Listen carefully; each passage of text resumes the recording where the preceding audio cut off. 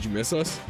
Welcome back to another Second Look Hockey Podcast. It has been too long.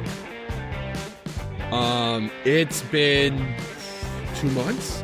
No, month and a half, I would say. At least, honestly, dude, I think probably two. I think so, man. We have.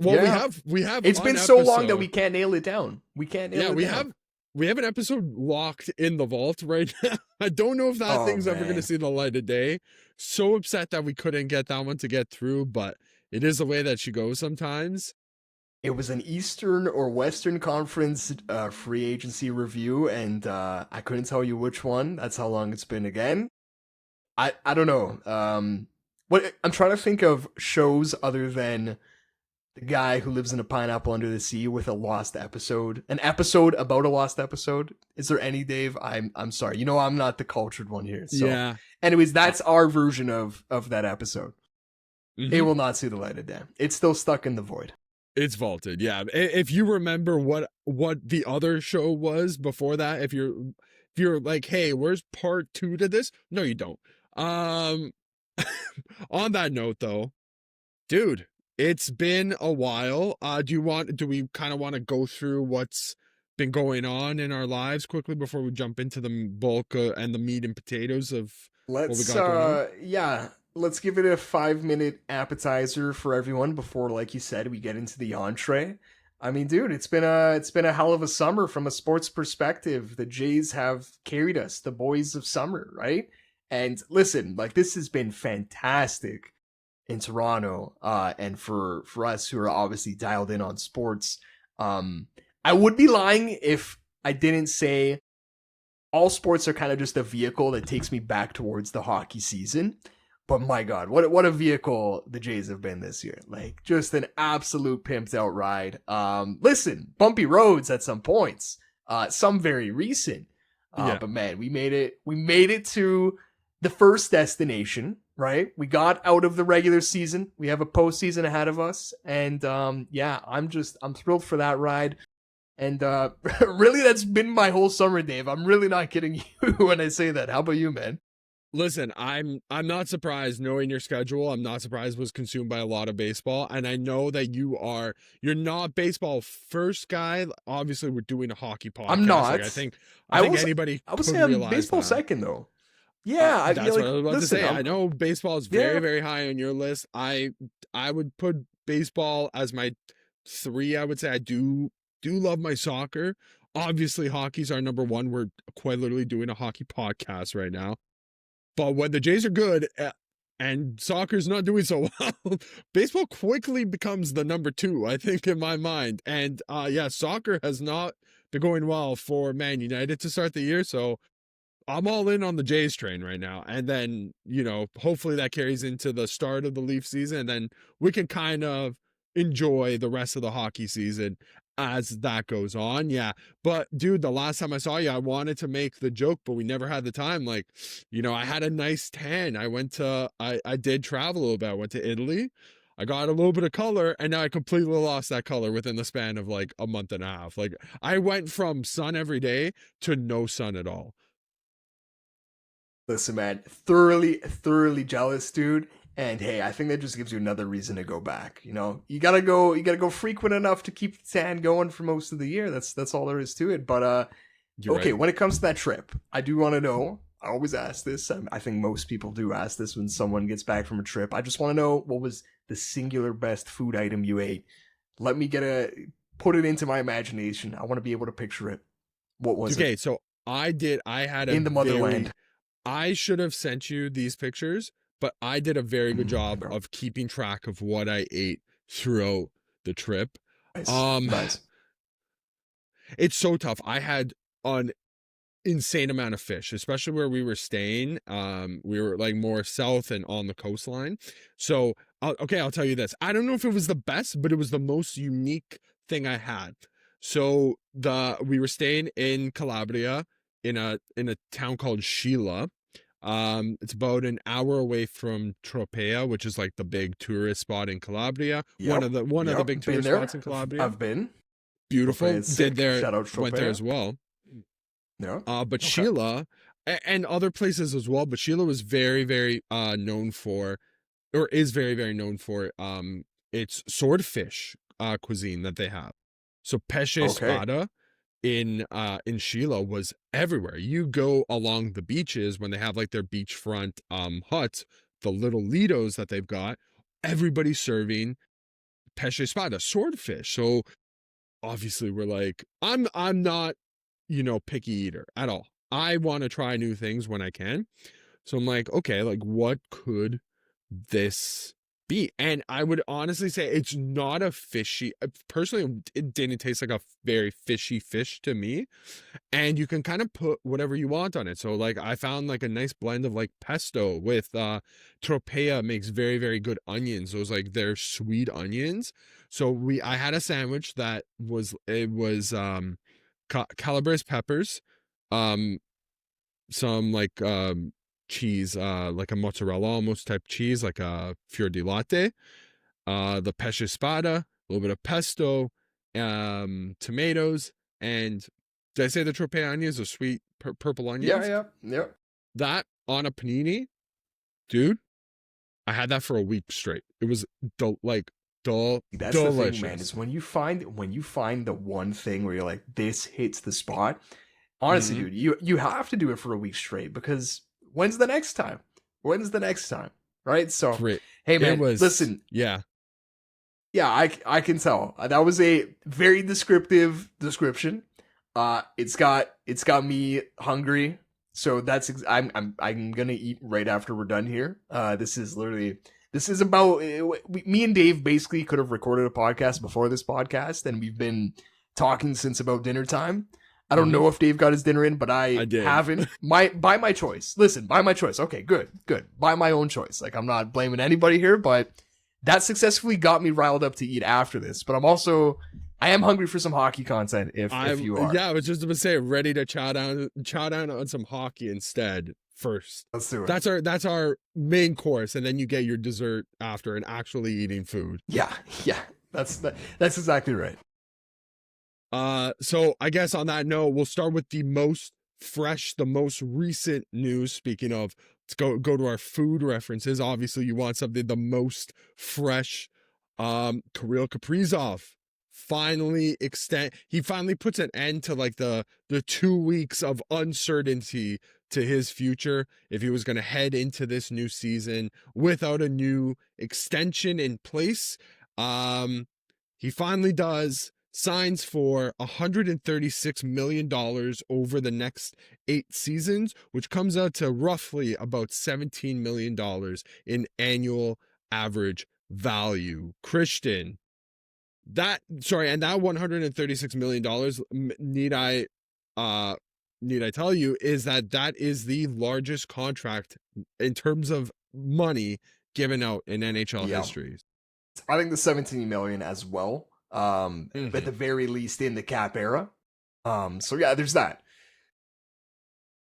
I think this was a perfect storm. There's no way to talk about the Kaprizov contract or a lot of what else we're going to talk about today without getting into the CBA, where the salary cap is going. You don't have a record-setting contract without really having a salary cap that can afford it. And that's what we have. Cap right now is at 95.5. We're looking at maybe 104.5 next year. And to the perfect storm part of things, the Minnesota Wild, as we know, have been looking for their franchise player. Like, no, we're not just talking about winger, center, whatever, just anyone to be there as a franchise cornerstone. I don't know, since the early days of Marian Gaborik. And the closest we've kind of came to that was the huge contracts given to Zach Parise and Ryan Suter. And they finally got one. They got the big fish to stay here, Kirill Kaprizov. Even when he came over from Russia, right? He's a late draft pick. He spends multiple years in Russia, comes over, and they kind of gave him a big ticket before he even played. Or I think it was after his first season, right? He signs $9 million times 4 or 5 years, right? Yeah, it was because it was a COVID season, and he was one of the trailblazers. Trailblazers is a wrong word. It feels like that. I feel like I should only use that for like the 1800s. Honestly, he was one of the first guys to do these mid term deals, but at a high AAV. We obviously saw Matthews do it, and Kaprizov's one of these guys as well. But yeah, I think it was a perfect storm, with the Wild being desperate for this type of player to be here for the long haul, and just the timing of the cap. The other thing too is I almost wonder if like the Suter and Parise contracts, those were mistakes. But I almost wonder if like going through that experience as Minnesota Wild ownership kind of gives them the perspective now with Kaprizov, where it's like, oh, that's what a guy looks like who we should be giving a boatload of money, not these guys we had previously. And I think the other part of it too is like you had Kaprizov before, you know what he's worth. Ryan Suter and Zach Parise were homegrown in terms of where they're from, but coming from different organizations, and you're taking that free agency bet on them. Listen, crazy expensive number. There's no way around it. It's the biggest number in NHL history. I still think this is worth it for Minnesota. I do. How about you? Yeah, no, 100%. There was a lot of talk about whether giving that type of money to a winger, and a winger who just as recently as last year missed quite a bit of time. Like did he not miss over half of the season? I forget exactly how many games he missed, but when he was playing, it was certainly like heart vote, like contention in the nomination for Kirill the Thrill. But yeah, once he got hurt, he comes back near the end of the season, can't really doesn't really have the legs. He's still great, still very good, I would say. But yeah, like, I mean, it's tough. Like, you miss half of your year. So there's injury doubts, there's positional concerns to be giving that type of money to. But I think at the end of the day, the talent's got to come through. And especially for a team like Minnesota, who's been so starved, I would say, for star power since they've come into the league. We mentioned it before. In terms of homegrown talents, besides Marian Gaborik, who else have they drafted that has been like a true superstar in this league? Brock Faber, maybe? Look, and we're talking about a guy who's 3 years into his career. Like, I guess the name you probably go to is like Jared Spurgeon, who's now their captain, right? Like, that's your next big success story. And listen, that is a success story, but I don't know Jared Spurgeon's numbers in the rafters. Maybe if there's a Stanley Cup. Not to disparage Jared Spurgeon. This isn't really about him, but yeah, your point is well made. And like we said, like, it is early career Marian Gaborik, which once again didn't end up being the franchise cornerstone because he was moved on from as well. So here's the other thing too. If they wanted to move on from him, Kaprizov, it's not exactly doable with his contract structure, right? We've seen it. It's crazy. He's basically making $1 million in bonus or base salary every year of his 8-year deal. It's the final year he could have signed an 8-year deal because of the new CBA coming. And in the first 4 years, he's making $18.1 million in signing bonus, $1 million base salary, $60 million, 14.2, 12.7, 12.7, full no move clause between. Kirill Kaprizov can't go anywhere if he wanted to, or if Minnesota wanted to move him. It's kind of how I'm looking at it. I mean, yeah, maybe if it goes upside down really quick, but those July 1st stimulus checks are gonna go crazy. Dude. Man, yeah. I hope you're an open bar in Minnesota every single July 1st, because Kirill the Thrill, he's coming through, and he might be popping some bottles celebrating the type of deal that he just got. He's like, that's on par, honestly, with some Minnesota Vikings. Like, okay, maybe not on par, but like that's some T-Wolves. He's coming. He's right. What was the joke? The joke used to be, and the Toronto-based joke was Austin Matthews' contract. Who did we compare it to on the Raptors? I think it was Jakob Poeltl's last deal because he just signed an extension. But anyways, you're looking at a guy who makes, 12? I think before this new deal that he just signed is like 12, 13, whatever. Like that's the equivalent. Kirill now, we at least got a hockey player. I think he's coming up. He's not on the bench to start. He might be in the starting lineup. He might be the 5. And I don't mean 5 in terms of position on the court, but like the 5th highest paid player in the starting 5. But yeah, hey man, we're moving up. No, What's okay? Like what? I guess like Edwards is making like what, like 30 mil a year. Like did he not just sign a 100%. an It's way more extension? than, Yeah, yeah. Listen, the NBA contracts now we're talking 50 mil plus on an annual basis, and they only have 5 year max term.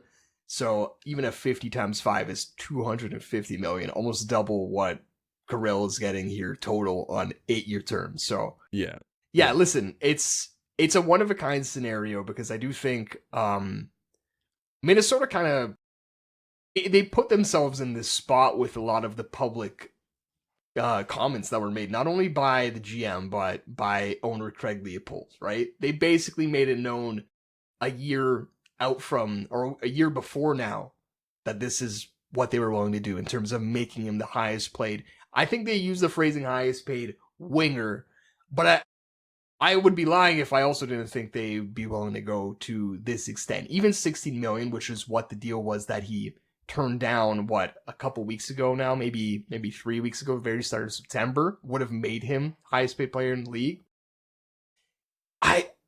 I think once you have that appetite to get this guy here, listen, he's going to write his own ticket. mm-hmm. He and you were talking just before we started recording, like, what is the number where you really, from a Minnesota perspective, backing out of this? And we were saying 19 mil, which is evidently 100K less than the maximum you can get under the current salary cap. 20% of the salary cap is 19.1 million as of this year.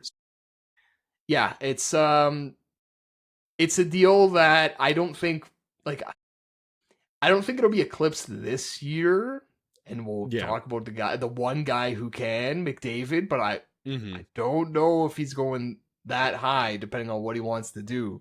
But I think Minnesota's just kind of getting out in front of, this is going to be the norm. I really don't think once the worms are out of this can, like, you can't put them back in. Like, Mm-hmm. I don't think this is a one-off contract. Okay, so now in terms of looking at the rest of the league, if this is now Kirill Kaprizov is the league's highest paid player in terms of AAV and money given.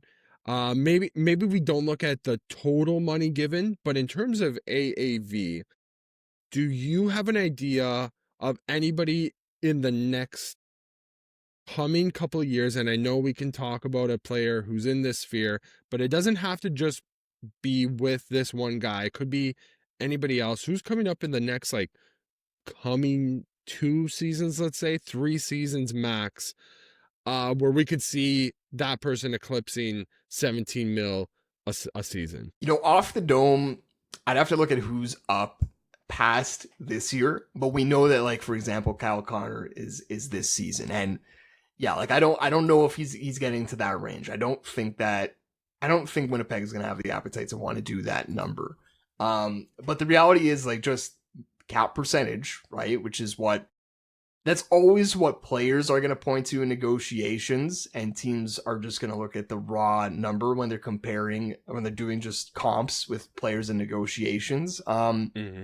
If we're dealing under an $105.5 million cap next year, like, just by bringing up the cap, you are going to have guys who are hitting those numbers, I think, right? Mm-hmm. So I don't have the name right now, but I don't think, I very highly doubt that we're not going to have guys at those numbers. If not this summer, then definitely next, personally. I did say 2 minutes ago that once the worms come out of this can, you can't put them back, or cat out of the bag, whatever phrase you want to use. I do things on a team by team basis. Like, I think now Minnesota going forward, if you have a stud, you're going to be expected to pay him. Like, that's it. There's other teams around the league that I think are going to try and hold on for dear life to kind of this last set of AAVs. They could get burned by it, or it could turn out perfectly. There's a lot of teams that have tried to work with internal caps. If you're kind of stuck in the middle now, that's the problem. And the team that I kind of look at, we're going to talk about another team later, but one that we can look in the past, at least, is Colorado. Is the reason Mikko Rantanen is not a Colorado Avalanche anymore, not because Colorado was kind of stuck in the middle as far as wanting to keep an internal cap, They have Nathan McKinnon. Mikko Rantanen wanted more, and it doesn't happen. I almost feel like, and we've talked about this before, but it just feels like if had they known the cap projections, and I guess at that time we did know the cap projections, but like there's a team that was stuck in the middle where they went into this core with the internal cap, and a player's just not going to stick to that when they can leave, when they would be leaving so much money off the table, right? Well, I think that's probably the best point in terms of somebody who got burned by the cap going up, right? Like, yeah, it's perspective too. I would say Colorado, I'd say Colorado got burned more than Mikko Rantanen got burned. Well, that's exactly right? who I'd be gunning, like who I'm gunning for here is like you had the option to keep him. It's not like Mikko Rantanen, like, okay, you got value back in terms of trading Mikko Rantanen, but for the number that he signed and for what you got back, and also Martin Necas is already starting to cause some... He doesn't strike me as the guy who's going to say, and listen, not that he's threatening the internal cap of the Colorado Avalanche, but he's not leaving money on the table. Yeah. Somebody who might have was Mikko. Like, if all is to be believed, did they not only come to him with, like, he had his offer on the table. It was way over what the Avalanche and their guys thought would have been a reasonable offer, and then instead of negotiating it down, they just decided to cut ties with the guy almost immediately. Was that not the story? It comes down to I think in some ways the Rantanen saga isn't over, because I think it goes back to it goes towards what Cale Makar's next contract looks like. And I think the argument that Colorado is going to make there, how they're going to rationalize it, is Cale Makar is equal to Nathan McKinnon. He might be the best defenseman in the world, and you're going to have to exceed Nathan McKinnon's contract to sign Cale Makar. And I think they couldn't stomach it with Mikko Rantanen because, listen, not to say that Mikko Rantanen's that inferior to Nathan McKinnon. Like, we're talking about the difference between a top 3 NHLer and a top 15 NHLer. But there's a difference. It's a little bit more visible than between Makar and McKinnon. And for whatever reason, they couldn't stomach that. I kind of think that's what their rationale was. And I think we could see that. I think we could see that maybe some more with some teams in the middle. Mm-hmm. Do you have anything else on Kaprizov, or else we can keep rolling here? No, I don't know. Did we bring up what the inflation, what the cost of inflation Good point, yeah, cap would look like for this contract? Hockey Twitter extraordinaire Jay Fresh put out this great chart today. It's a fantastic chart, basically just explaining that 17 million. I'll just read it verbatim for everybody here. 17 million is an insane cap hit, but given cap projections we already have, plus a modest 4% growth after that, it doesn't look quite so scary in a few years. And he lays it out, and basically it averages out to a $12.7 million cap hit based on the inflation if we were operating on a 2024-25 cap. I feel like I've explained this a little badly, but just when you look at how the number is going to fall in terms of cap percentage over the year with the growth, and this is a conservative estimate, I would say more likely than not, it does line up this way. I don't think we should take for granted that the cap is going to go up by nearly 10 million every year going forward. I don't think there's infinite revenue being held back from the NHL. So I do agree with Jay Fresh here just saying modest 4% growth, because I think that's kind of what we were looking at coming out of, maybe just before COVID. It was like 4-ish, 5-ish millish increases to the cap, right? So basically it's going to be the new regular. It's just a matter of how fast teams want to adapt to that new regular. Minnesota's chosen to be at the front of the edge, and I think that the timing made sense for why. We already outlined the history of the franchise, this and that. I think Bill Guerin as well, once again, he put down his flagpole saying this is going to get done. And once you make that declaration, sort of the we can and we will, like Kyle Dubas did, I it's tough to go back. 100%. Yeah. No, I mean, listen, I I'm still in agreement with, like, I think we can just have like a quick final thought here. Like, I'm still in agreement for the Wild signing this contract. Like, I think it had to be done. You can't go into this year without a Kaprizov extension and not think like midway through, regardless of your standing, like, should you be trading this player out of here to get any value back? Because once, should Kaprizov have left in free agency for nothing, the rest of that team, they've got pieces 100%, and there are some pieces that are coming up that we still don't even fully know what the fullest extent of what they look like and what they could be. I look at a guy like Brock Faber, who had a bit of a down year, but also sophomore season. Zeev Buium's coming into his rookie season. You just recently extended Matthew Boldy. Joel Eriksson is there. He's not the most spry youngest player on the roster, but he certainly adds some veteran that's presence. That's the one thing you could look at on the Wild roster where it's like, what is now the cherry, not the cherry on top, but the one foundational piece they're missing is a 1C.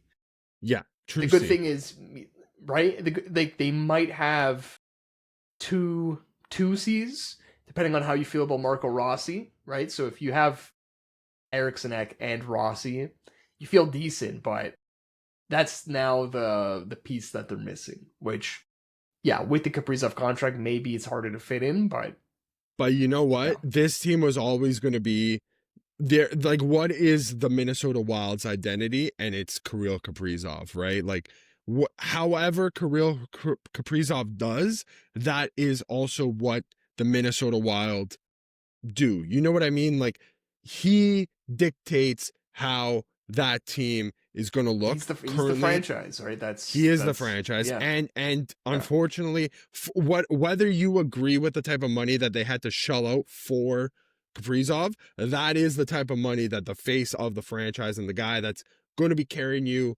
for the next decade, near decade, right? Like, that is the type of money that he deserves. I'm in agreement.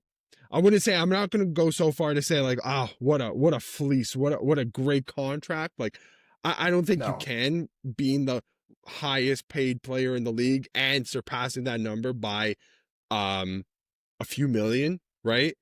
It's very tough to be like, that is undeniably the greatest value contract in the league. But that's not what we're here to talk about. We're here to talk about the Minnesota Wild locking up their guy for nearly a decade, and they did that. They accomplished that, and now this is where you kind of got to start putting more pieces around him to succeed better than you did, let's say, over the past 10 years before with your prior mistakes, right? So we'll see how that I'll give one more thought here that I think kind of relates to everything that we're talking about today, contract wise. But you do look back to the first to try this, and it really was Kyle Dubas with the Leafs.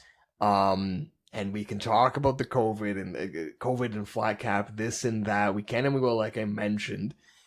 The reason I just bring it up is because, once again, he was trying to be front of the edge there and had the cap when, as we expected, it doesn't look as bad. We all look back on it the way we do now because of the flat cap. But I think the challenge for Minnesota now, and the challenge that I think the Leafs couldn't accomplish after signing all the guys to their big tickets, and really it was Marner and Matthews and JT, because Willie, not a big ticket at the end of the day.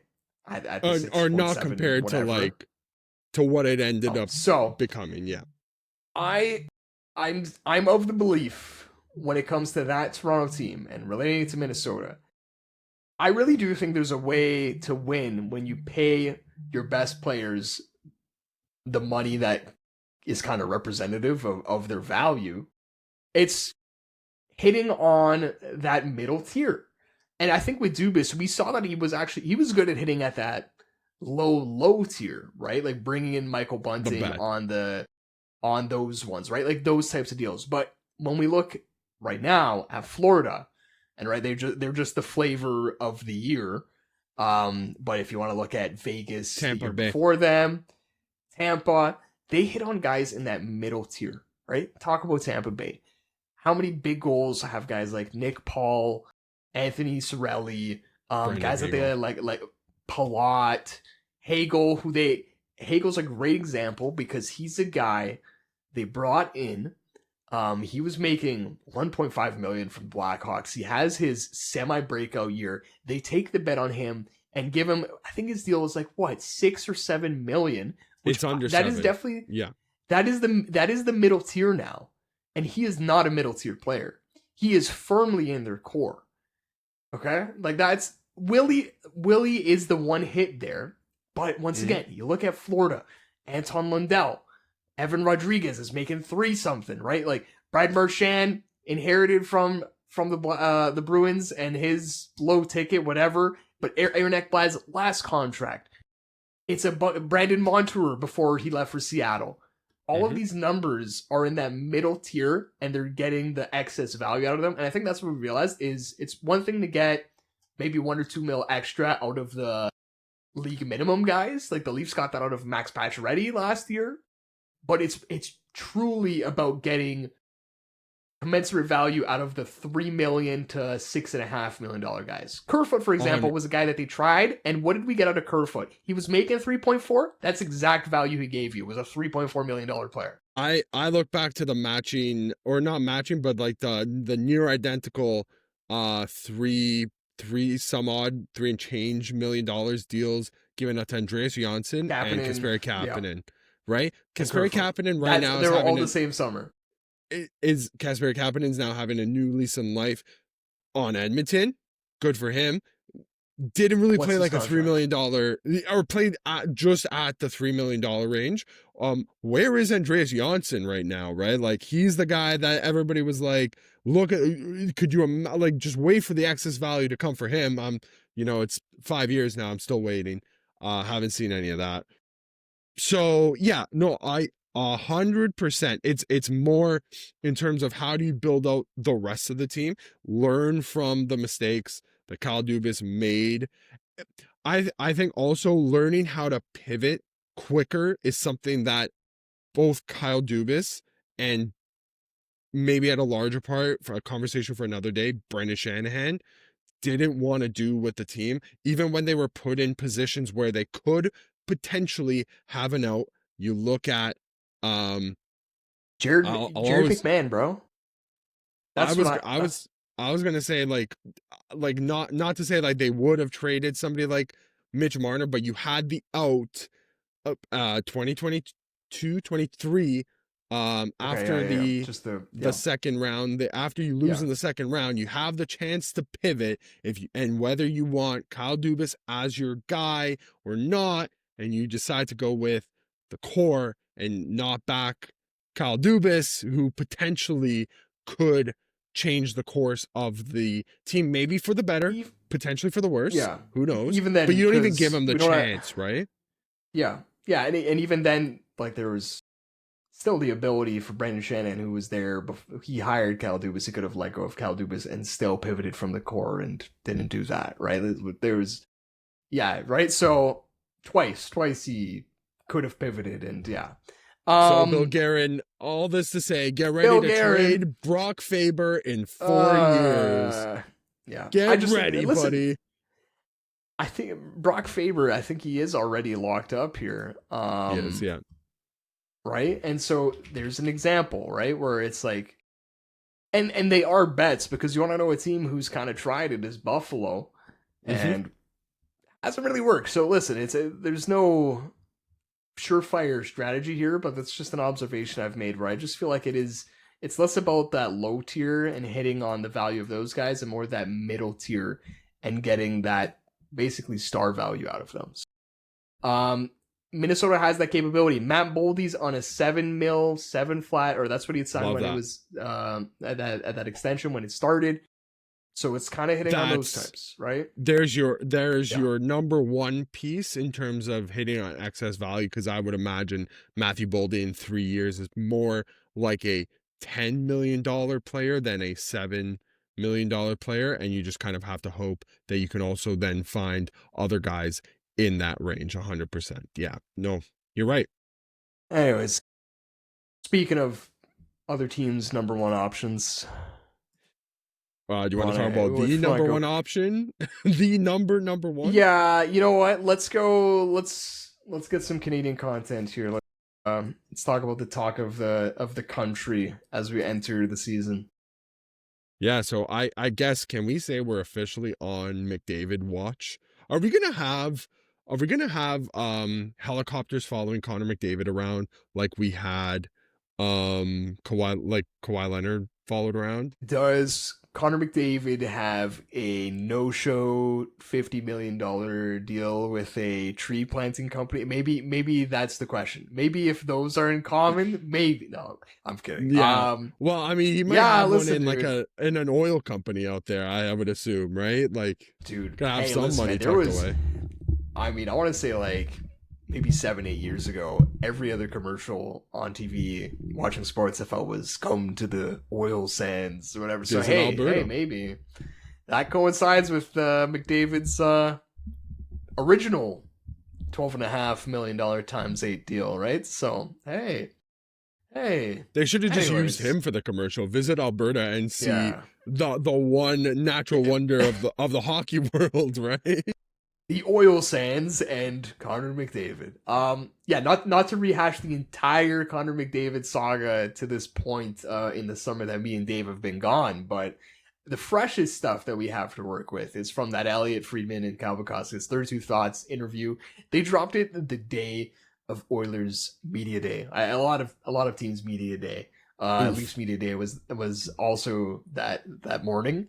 Yeah, that was fun listening to on my way to work. That was excellent stuff. There was a bunch of quotes in there coming after quotes that he gave at the Canadian Olympic camp, at the captain's skate, quotes after quotes after quotes. And I feel like the one that's kind of captured the essence most of this situation is when Elliot Friedman asks him in this interview, is there something you need to see from the Oilers to commit?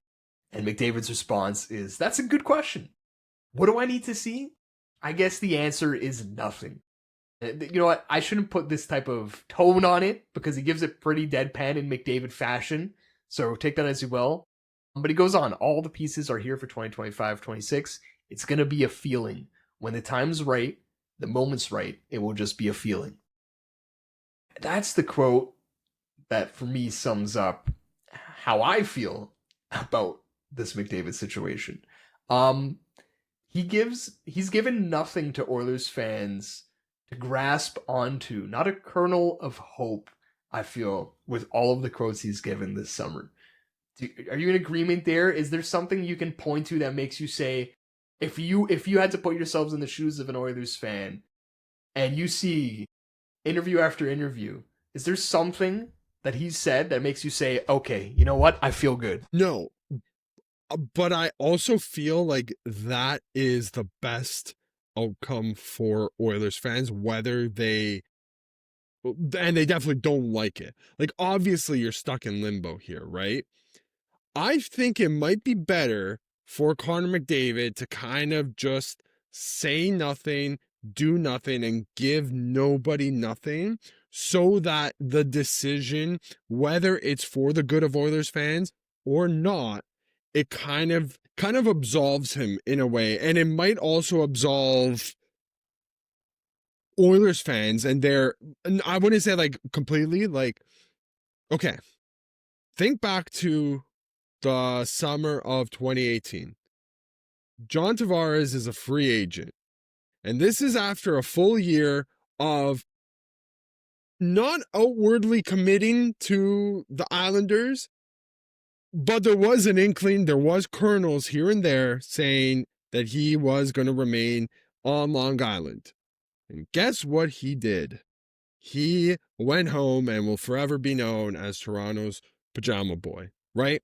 sometimes the words that you want to say and the feelings that you have shouldn't come out until business is done. And I think for Connor McDavid, for somebody that's in at his stature, the undisputed best player in hockey right now, where his decision will quite literally shift the entire sport on its head, whether he stays or he goes, I think he needs to not give anybody any inclination on what he is going to do. I agree, but he hasn't done that to me. Like, he could have done what Marner did a year ago and showed up on media day and said, hey guys, this is the one day where you can ask me questions.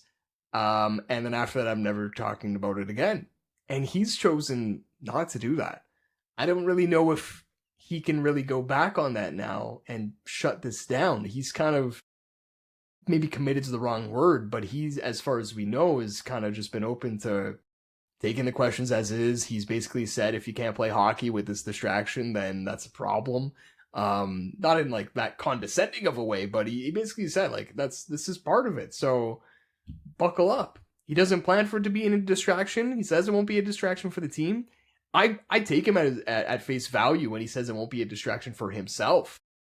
I don't think this won't be a problem for the Oilers. I really don't see how that's possible. To me, even listening to Stan Bowman's interview on that same media day, he didn't really seem the most comfortable in the answers he was giving. It was kind of said it's not a sales pitch, it's a dialogue, and I go by what he says, and he says he doesn't want to, he wants nothing more than to win in Edmonton. It's just, I think he's being very calculated with his word choice, like you said. I think you're definitely bang on there.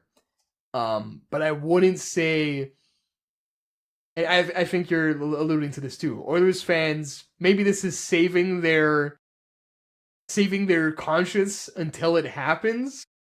But I don't know. I don't think they're dummies. To me, I cannot, once again, I can't have any confidence as if I was someone in Edmonton, that this is going to be resolved before the start of the season.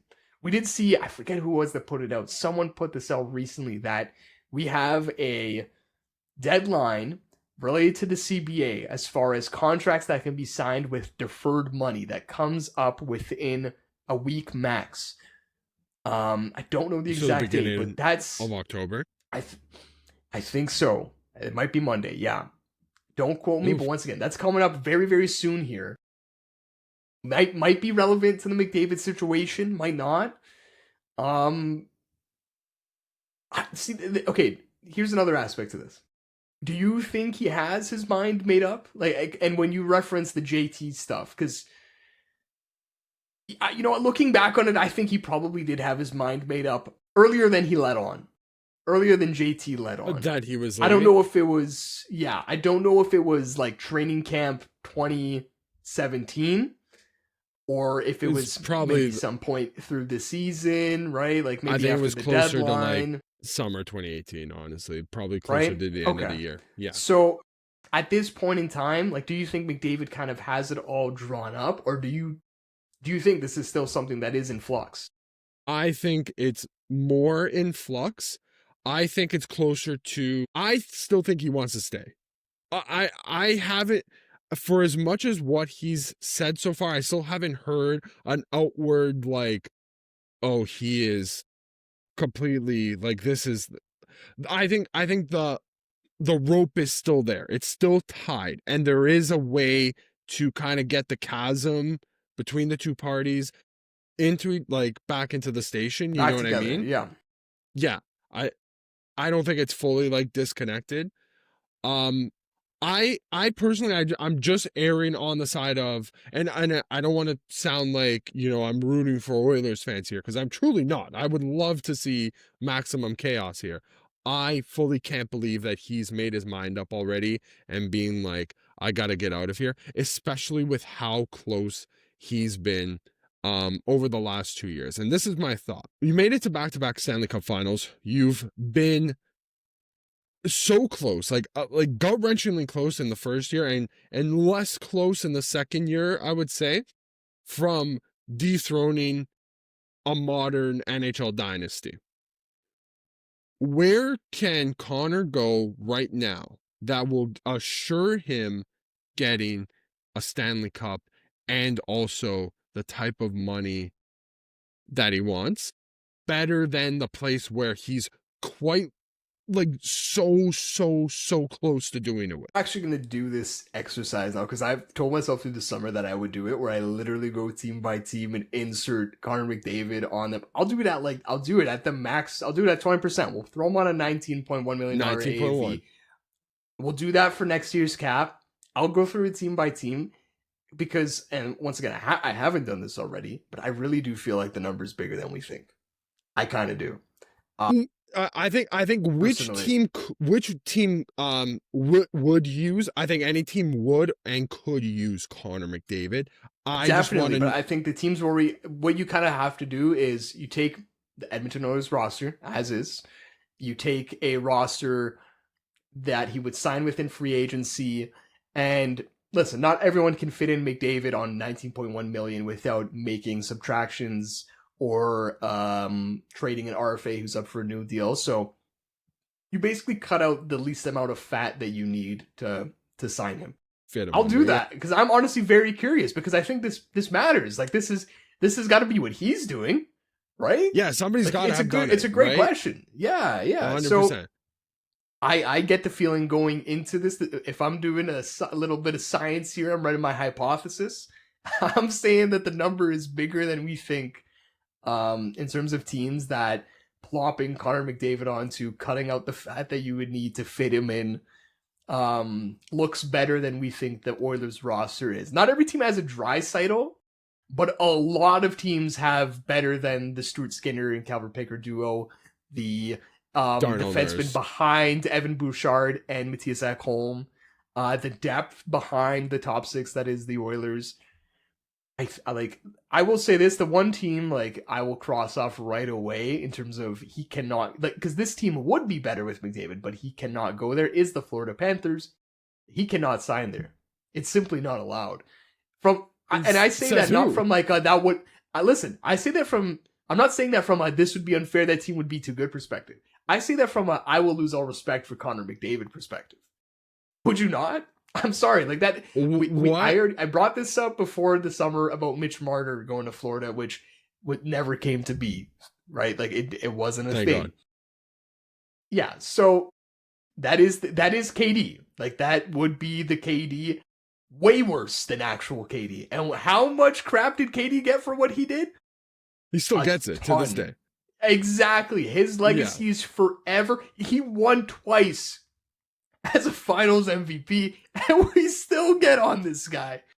Are you kidding me? If Connor, and listen, maybe I'm having an argument here that has, I think it probably deserves no air, and yet I'm bringing it up, but I just want to put that out there. That I think all avenues be a possibility. That's all. It's September 30th. I think all avenues need to be explored, and Connor McDavid to Florida is definitely an avenue that we can explore in the future. You know what's another team? I don't know. Would we cross them off the list now? Would it be Minnesota being crossed off that list as well? Just signing Kaprizov to the money that he is, with Connor McDavid potentially being in line for something relatively near that deal, should everything kind of be believed, right? We talked about the internal cap stuff and just the pecking order and all of that. I mean, with the Minnesota, that's the spot where McDavid has to make more. And really, I mean, now that I think about it, every spot is a spot where he has to make the most. But we've heard stuff that he'll take a little bit less to stay in Edmonton if it means it makes them better to win. And I think, with me, I'm wrestling with the idea that, well, isn't that the case anywhere? If he would settle for slightly less in Edmonton, why wouldn't he do that in free agency? Yeah. You'd be hindering yourself more, right? In your chances of winning. The other side to it is, there is definitely, once again, going back to the rosters, Edmonton's roster versus other rosters. Where does Edmonton rank in terms of contract management in the McDavid era. Like, not that great.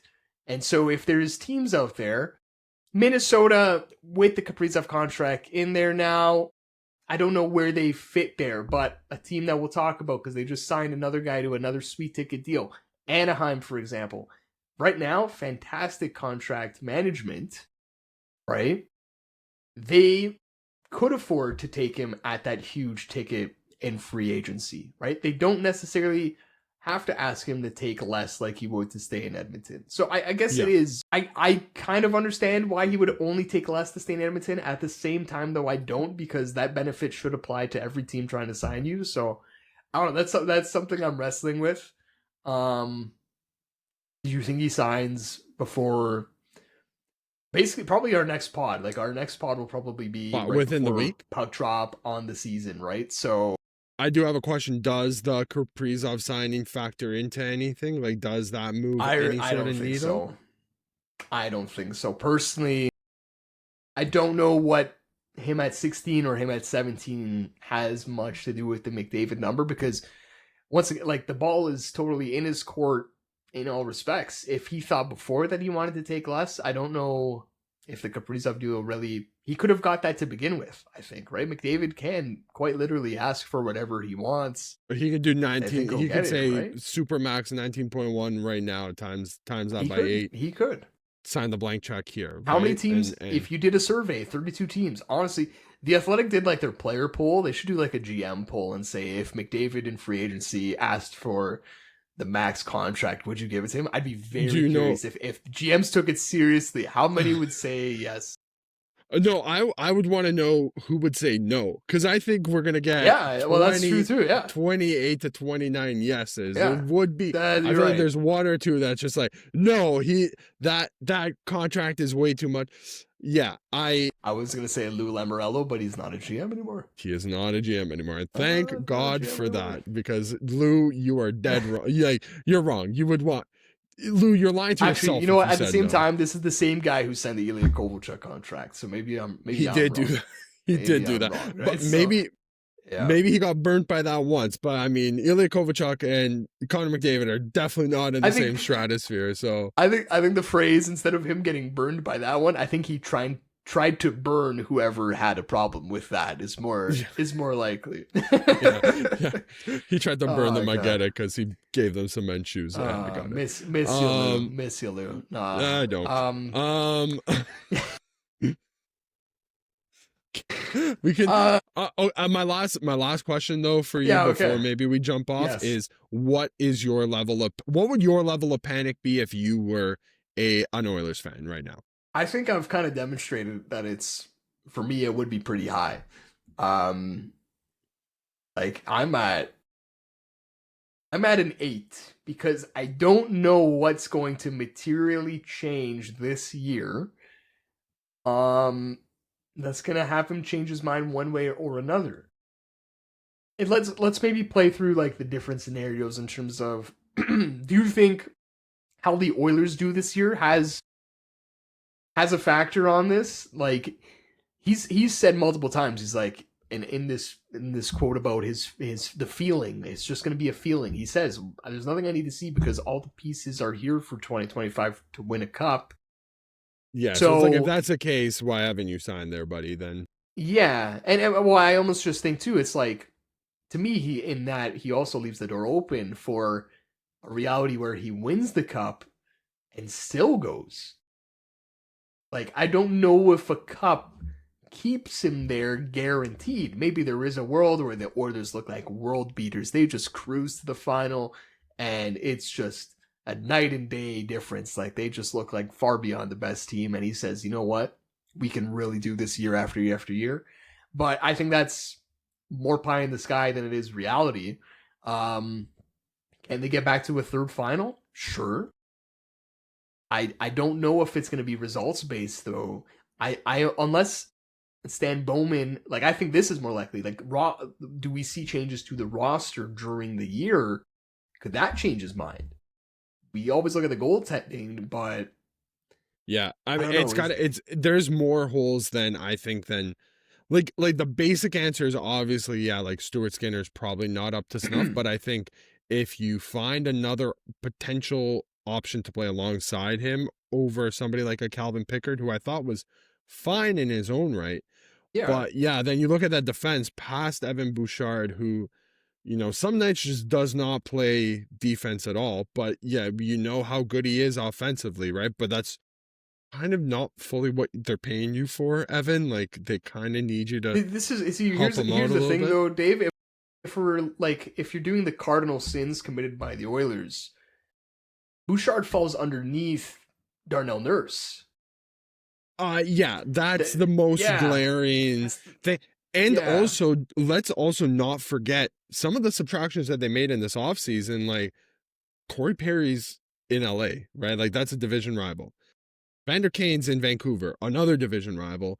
And Zach Hyman is not going to be on the team for at least the start of the season. I forget now exactly how long.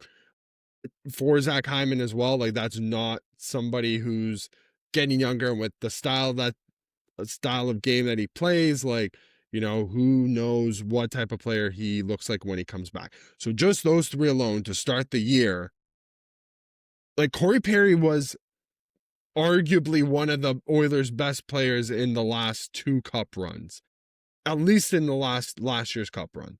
He was top, let's say top 5 on the Oilers in terms of guys that gave it all and, like, was ready to come out and play. You also have Evander Kane, who, when he came back in the playoffs, looked like he gave that team just such a bolt of lightning to help propel them back into a cup final. And then he kind of started tailing off a little bit, I would say. But, you don't have that spark of lightning in Evander Kane anymore, right? Yeah. There's guys on the team that do need to step up 100%. I don't know, somebody like Kasperi Kapanen. Ryan Nugent-Hopkins needs to have a better season if they want a thing. But you know what? Going through the list of that team, I think it's a bit tougher for them to make a third consecutive cup final with their I current roster agree. as constructed, right? No, I definitely agree. And you also just think of and this is sometimes overblown, but when we're Wear and talking tear. about a third year, yeah, the wear and tear of back to back cup finals, right? It's the same for Florida, right? Like Mm. that, I think maybe it's overblown when we're talking about back to back, but we're talking three-peat now. That's what you're trying for. That does add up. I don't really think you can tell me otherwise. So yeah, this is the one area of the roster where we can see if maybe this was a maybe the best trade that Stan Bowman has made. Because I mean, listen, you know what, the Jake Wallman deal. There's a guy who in the middle frame of contracts, 3.4 million. He's a UFA next year, but um, there's a guy who can give you that commensurate value. Hmm. And Isaac Howard or Ike Howard, the Iceman, whatever you want to call him, and Matthew Savoie, those guys are going to have to do some heavy lifting. Um, I'm honestly not the most sold on Isaac Howard. I don't remember how much we talked about this when the deal happened, but from what I've seen of his play, listen, he's definitely one of the shorter guys in the NHL, and I Hmm. don't know if his wheels he doesn't have Make the up for it. wheels to me that make up for it, right? Like this is a problem we've seen with many prospects before, in so many different teams. Where if you're going to be that size, you kind of have to be a burner. He has the mind to make up for it. He has the shot to make up for it. We'll see what that means. And listen, you can't ask for a better environment than the Edmonton Oilers. And you've got to think they're going to get both of them every chance in the world to make it work with that top 6 talent. That being said, it does go back to, and we've kind of had this reference before, the Philip Broberg and Dylan Holloway offer sheets last year, right? Those do come into play as kind of missed opportunities, ones that you let go because they were both lights out for St. Louis last year. Broberg through some injury, Holloway at the end of the year injury too, but when they were in the lineup, my God. Um, and it's not that you had to keep both of them, but just think about the difference that one of them would have made. I really don't think that can be understated as far as looking at that depth for the Oilers and future depth, right? Like Wallman I just brought up, UFA next year. Henrique, you got him as a age 33. Trade deadline pickup. He's on 1 year left of $3 million. Kapanen, it's another guy.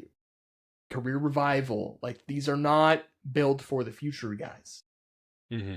So yeah, I think if that duo of Howard and Savoie was maybe a trio or a quartet with one or two of Holloway and Broberg, you do feel really good about that supporting cast. But as it is, like, they are really they need those guys to hit.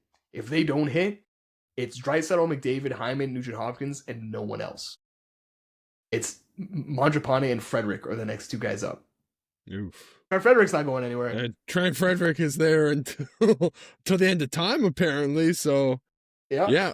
So. Well, it will be a sight to see when Trent Frederick outlasts Connor McDavid's tenure in Edmonton. So yeah. No, I think yeah. You know what? At the beginning of this conversation, I think my worry level of Connor McDavid not signing was you put it at an 8. I think my level was at a 4 or 5. I think now it jumped up to like a 6, 7. Yeah. 6, 7. Whoa. Yeah. I didn't even that wasn't intentional, dude. I will say my little cousins, listen, those guys are on we want to talk about the forefront of trends. Like, shout out I was gonna say shout out to the little kids who are just they know the memes like the back of their hand, whatever. But you know what? Like, I was hit with this 6-7 meme in like July, and it feels like now it's kind of hitting its peak. Like, I feel like that, like, I got in early on this. I could not believe it. Now you know what the sign of a meme, like when it starts to fade out, is when it hits the main when the mainstream socials are talking about it. That's when the young generation starts to find the next thing. Because I'm in your boat. I've got it's gonna be the 4 5s. I got a younger brother. I got my cousins who are under the age of 20. Man.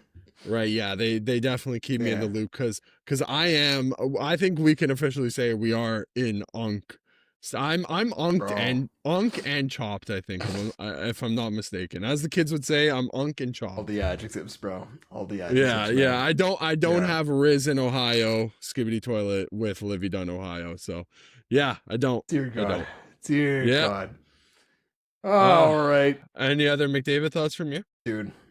This is the storyline of the year. I can't wait for some Italian reporter in Milan to ask him about it at the Olympics. There's just no way around it. So we'll do a McDavid corner as necessary throughout the year. Pooped out for today. Enough McDavid for today. Okay. So on that note, I guess we can jump to from potential signing that we're looking for to a player who relatively recently signed. How long ago was this deal done? Mason McTavish. A couple days ago, 6 years, $7 million per season with the Anaheim Ducks. How many years of UFA does that now eat up? 4 years? 5 years? I'm not too sure. I think this, once again, totally ties into everything we've been talking about. We don't have to spend too much time on it, but it's funny. Pat Verbeek and Bill Guerin, if you had to do like the ranking GMs you'd least want to fight, like, they're very, very high up there, right? Like, they might be the top two. And look at the different paths those two have taken, right? One, honestly, for all we know, maybe Pat Verbeek did beat up all of these guys, and that's how they signed these deals. The other one, Bill Guerin, man, he's right. I think we can certifiably say that Pat Verbeek probably got into a physical confrontation with somebody to get some of these deals down. I know. We already talked about those are scary guys, right? They are scary guys. I know we already talked about Kaprizov, but did you see Bill Guerin today? Him and Kaprizov were just sitting down to do like a little scrum with the media right after the deal, and a reporter just chirps in as Kaprizov and Guerin are sitting down, like, "Are you pumped?" To Kaprizov, and Guerin, even before he gets in his seat, he's like, "He better effing be." But he said He didn't say it like that, like serious, serious, but he was. It's Bill Guerin saying it. It's Bill Guerin saying it. So, yeah, even his like sarcasm type is of still guy he like, is. you know, there's a tinge of Yeah. this guy could potentially be that might have been serious real. here. Yeah. Yeah. He No, might have. I'll be He might honest. have. Maybe he was saving the beating up of Kaprizov for after the deal is done. Like, I don't know, right? So Yeah. Anyways, I'll be honest with yeah. you, my days, whenever stuff happens like during the day, I'll guarantee you I probably won't. I would need like that's something I would now have to look up, and you would need to tell me happened, because now I kind of do Yeah. want to see the reaction and everything for that. But yeah, like no, the days now for me are not are not gonna get. I'm not finding that type of stuff right now anymore. That type of Not like I crime used to. I content. used to be deep. I used to Yeah. be deep like that, but yeah, it's not. Yeah. It's not popping up right now. Yeah. But Anyways, yeah, so this is kind of what I wanted to bring up here. We forget that this actually isn't Verbeek's first rodeo. I feel like I saw a lot of people saying like, what is Verbeek doing with McTavish here? Like, this is ridiculous. They only want him on a long-term deal. They don't want him on they don't want him on a bridge, whatever. This is not Verbeek's first rodeo. This is the dude's freaking third rodeo. He did this already with Drysdale and Zegras. Mm-hmm. Neither of them are Anaheim Ducks anymore. There's that. There's just an observation. That's an observation. I will say, if I was ranking the three players, McTavish, Drysdale, and Zegras, I'm ranking McTavish number one in terms of guys I want, and then it's the other two. And the AAVs for their contracts would agree. McTavish is getting paid the most of those three. So there's that. This isn't new from Verbeek. I do wonder, once again, to the conversation of Minnesota being ahead of the curve here. They're going to dip their toes into the crazy numbers because the timing worked out perfectly to get their franchise guy signed. In Anaheim, Verbeek is going to be one of those guys that is going to hold on for dear life to the kind of quote-unquote old ways of doing things. He's going to squeeze every single ounce of money out of his young players here, in terms of making sure they don't sign for too much. And I don't know how long it can last. I think the McTavish deal is a really good deal for Anaheim. Like, I'm surprised they were able to get it at this number. It's a good deal.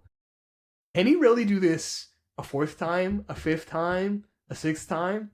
He has a Leo Carlsson contract to sign next year.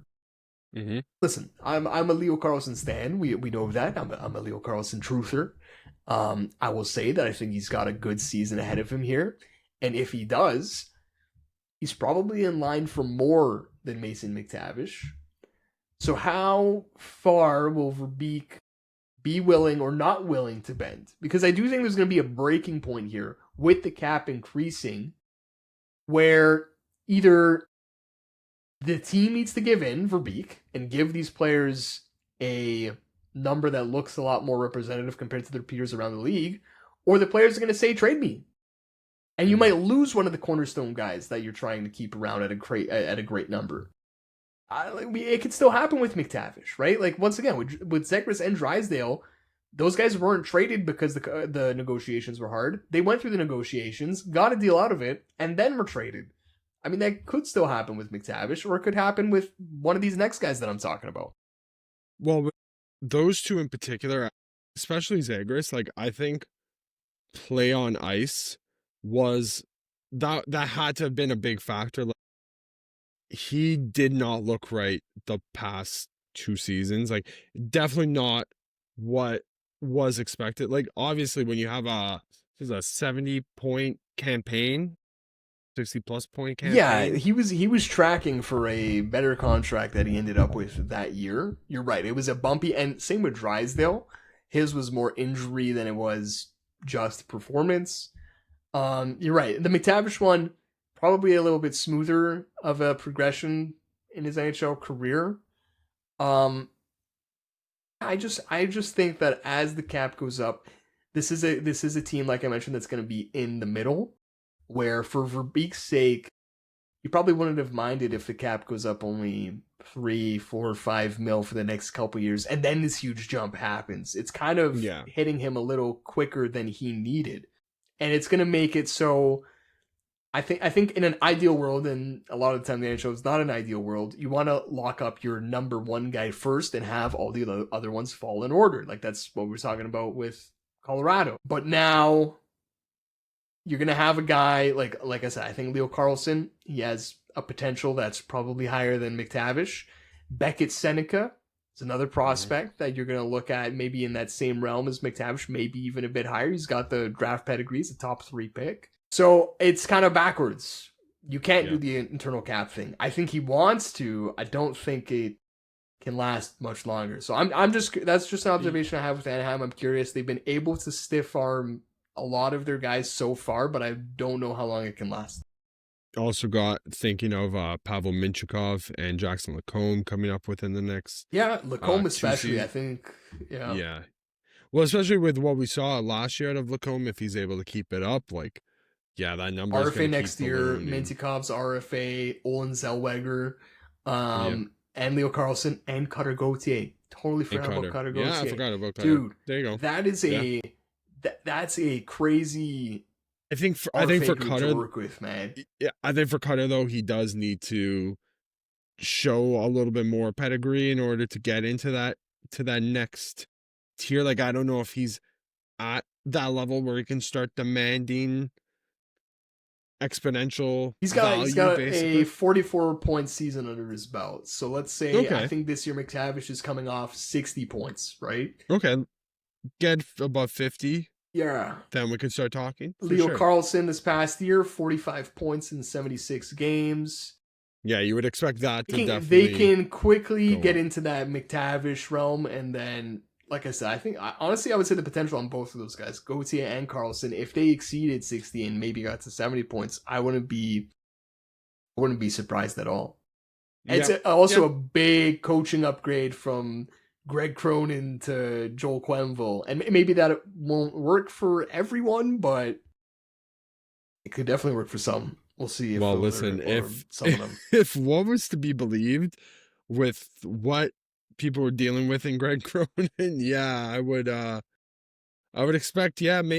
Well, here's the thing. Now we don't know exactly what Joe Quenneville is coming into a league. Like, no, he last coached in 2023, I believe. Like, it's only 2 full seasons ago.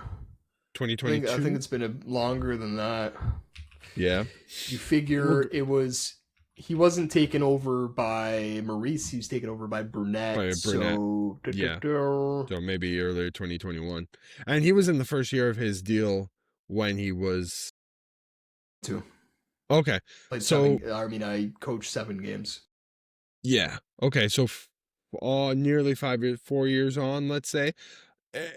Even from 2021 to now, it is starting to like kind of shape into being a bit of a new league. Like, there's a lot more younger players in the league. Like, I don't know how his coaching style is gonna mesh with the youth of that team. He didn't really have a youthful team when he was on Florida for the cup of coffee, and then, you know, even dating back to the Chicago teams, like, he kind of inherited a young team and saw them kind of grow and then grow up and grow old.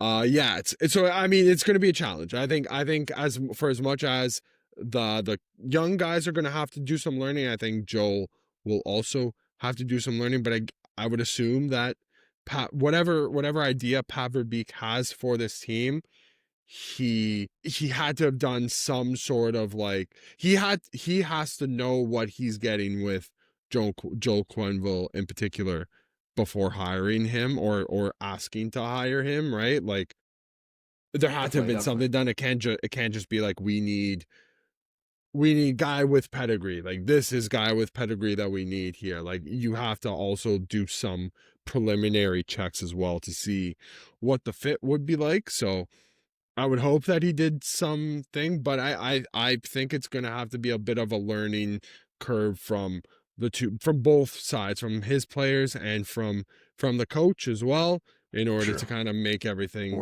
go well. And we'll see. I know a lot of people are optimistic on Anaheim. I don't know how much optimism I have. Like, how much higher up the standings can they go? I don't know. I don't know if I need.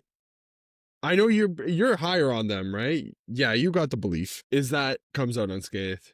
Yeah.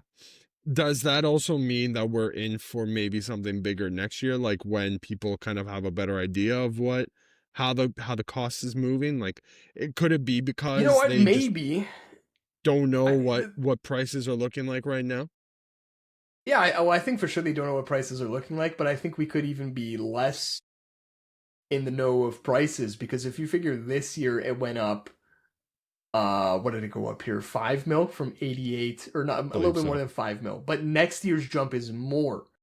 So does that increase the uncertainty, or I don't know if it gets us more certainty. Um, I think yeah, yeah, if you're a because smart franchise, you have somebody employed. You would have had somebody employed currently before the projections came out, to help you prepare for the future. And someone if you don't whose have name rhymes with Brandon Schmidum. Schmanden, you need your own Yeah, Schmanden Brandon Schmidt. Schmidum, man. Yes, yeah. And if you don't have I one think by most now, teams do. Yeah. I think so, but I'm worried in the case of somebody like an Anaheim where I don't feel like they were in that sort of realm for a little bit. I kind of feel like they were lacking in departments like that. They just have a smaller staff in general. Like I know the Leafs are like we always talk about the Leafs, like, they've got the biggest staff in the league. We actually, They well, we cut the did bloat. recently That was the cut thing this year. quite a Yeah, bit. yeah. Yeah, that was the thing. It's like they might have had the biggest staff, so maybe I shouldn't call quality it over bloat either quantity. because who the hell Yeah, am those I are a to lot of know if people. they were actually? Yeah, We who are knows what the work? last people to know if those people were. I bet they honestly, I bet they were doing something pretty useful, but we'll see. We'll see. Yeah, Anyways, yeah. All that to say is like if you don't have stuff like that going forward right now, like, you better jump you're on the behind the eight train. ball. You're right. Yeah, Yeah, you yeah. are way farther behind the eight ball than some other teams probably are. So I think maybe in that circumstance, having a year where it's quiet, where you can kind of like gauge what the market is. I'm hoping to see even just more in season stuff. I I think know we it's can see tougher to stuff like that do. as far as rentals are concerned. The problem is we're getting squeezed from the top and the bottom with McDavid looming free agency and Gavin McKenna. Right? Like Coming. remember that like Oh, things were just that's a big locked one. up because of the McDavid deal, right? Like we And had Bedard. teams, right? So now we have it from both sides, like at the top and the bottom right now. So it's Yeah. I don't know. I don't know, dude. I really don't know. Okay. I'm cool on the McTavish stuff. We did this entire episode's been cap talk basically. That's all that's happened so far. We Yeah. haven't got any games, and even the games we've gotten, It's I don't want to true. watch, if I'm gonna It's be true. honest. Oh, If listen, you I would love to sink my teeth in some preseason Leafs hockey. I've had zero opportunity. I've worked every single night the Jays have. I mean, the Leafs have played on the Jays, and shout out to the one the night I Jays, yeah. wasn't, I was at the Jays game and the Leafs were playing, so I couldn't watch that either. Was that the game against Montreal on Saturday? It was a Tuesday. It was the final Looney Dog game of the season. One we didn't break the record. Came up short. Got close. It Yeah, it was getting close. was like 85. Could have done better. Could have done better. Disappointed. Next year. There's always next year. Yeah. Yeah. Yeah, I mean, do you want to jump into Leaf content? Because like, I mean, we could talk about Matthew Barbalini scoring a preseason goal if you want, but Let's do 5 minutes on Barkov and then 15 okay. minutes on the Leafs, and we'll get out of here. On the Barkov thing, I feel really bad for the dude. Like absolutely toughest break as far as you don't want to have to put asterisks on seasons, and like I don't know if we have to go that far, but whenever a team is chasing history, I don't want to see that derailed. Like if the Panthers are going to lose, I want to see them lose outright. It's not going to feel as great now, right? From the Panthers' perspective, this is just a total zag here, but this is like the quintessential motivation factor for the Florida Panthers now. Like this is every athlete loves to be doubted. They feed off of doubt. Here you go, Florida Yeah. Panthers. He's your ultimate, like, this is what you point to when you say, nobody This is thought we could do it. Right? The Like, Florida yeah, it's Panthers just- Tom Brady moment after winning his seventh Super Exactly, Bowl at age exactly. 40. Another baseball thought here. I don't know if you saw Alex Cora a couple days before the end of the season talking about when the Red Sox clinched.